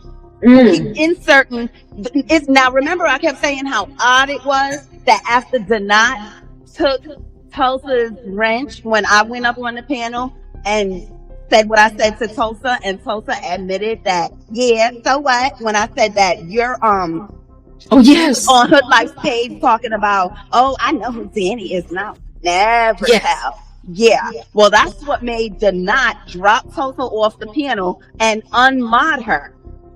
Who's Tulsa? That's who the link is. Look who's a mod on Tulsa on Jag's page right now. Tulsa. Remember the other day I kept saying, isn't that odd? Why the hell would Jag mod Tulsa if Tulsa just admitted a couple weeks ago that, yeah, so what? I'm with Dani, so what? That makes any sense to y'all? Not at all. Not at all. Jag is supposed to be enemies? That's right. Okay. And don't forget who Robot may or may not be related to, and how she entered the sector, well, not even the Jag sector, because it wasn't really a Jag sector then. It's just that all these other content creators started to give her the celebrity. So what I think could happen, Jag could have made a proposition. She could have been watching from afar, and she could have inserted herself and made a really good pitch. Think about this. Why do you think Jag does not come by my channel? When she came up on the panel one time, remember when Legina was Yes. And that was the one time. Other than that, she would just come in the chat and talk junk. That's it. Night and day, he goes in everybody's platform. And I'm gonna say this. Yeah, I'm gonna toot my own horn. So I was the one that was talking about all this Jag stuff. Why wouldn't they come over to my page? That makes absolutely no sense because they're a part of the freaking troll farm. They go where they belong. I don't think, well, as close as they are to Jag, you know what it is? Here's what I'm gonna go back to what I just said 2 minutes ago. Jag orchestrated the mindset that she has celebrity and that she can garner viewership and interest just based around like people being like associated with her. So Night and Day may have become one of those people who were intrigued by that, you know, proposition. You know what I mean? As well as all the other people who latched on to Jag, because the reason why I brought up All About the Tea and her phenomenon is because after she disappeared or whatever, people needed something that would keep the people coming in. Now Sherelle had her other content, which was Housewives, which is how I found her. You know, she didn't really need Jag and she didn't need that, but there were other content creators who had channels that needed interesting content to cover. And then Jaguar went viral twice. So we have to think about the dates of when she went viral. So it could be that Jaguar came in at a time where everybody needed content. Absolutely. And I think that either she inserted herself and pitched herself, or it was like a back room kind of thing where the head honchos and the bigger players sat down and thought about how they would keep getting their content, super chat donations, subscription, memberships, Patreons, you know. Now it makes sense to me. Now it makes sense to me because I'm trying to cherry on top. You're right. That's so true. I was trying to make it. Let me read that comment. Cherry on top says, and because Hear Her kept saying Monique Tolbert was not a victim, so they only trolled her. Jag goes from panel to panel, so this explains why Jag never came back to her channel. Yeah, the only reason why Jag created her channel was because Nosy kept pressing it. And Nosy was like, chat, would you tell Jag to get her channel? So Jag went and created the channel, but Jag really didn't put anything there. Right. She still goes trolling. And remember, she's a part of the troll farm. That's where she get her rocks off. She don't want to use her channel. Now they have TJ's channel because TJ is benefiting from, you know, giving the commentary, but she still was also going over the other channel. I think TJ knows she see what's going on. And like I said, I think she has her own agenda and Jag just don't know it. But I think she might be the golden goose at the end of all of this because it's out. We know. We see it. Who don't see it right now, today, at this point, it's because you don't want to. I think Jag shook hands with Monica in the back office. Huh? I think Jag shook hands with Monica, maybe possibly Tasha K in the back office. Child. And that maybe Jag will pick up where Monica left off. And let me tell you, when I asked that person today that was on my platform, where was the money going to come from? Where you think it was? It wasn't coming out of her pocket.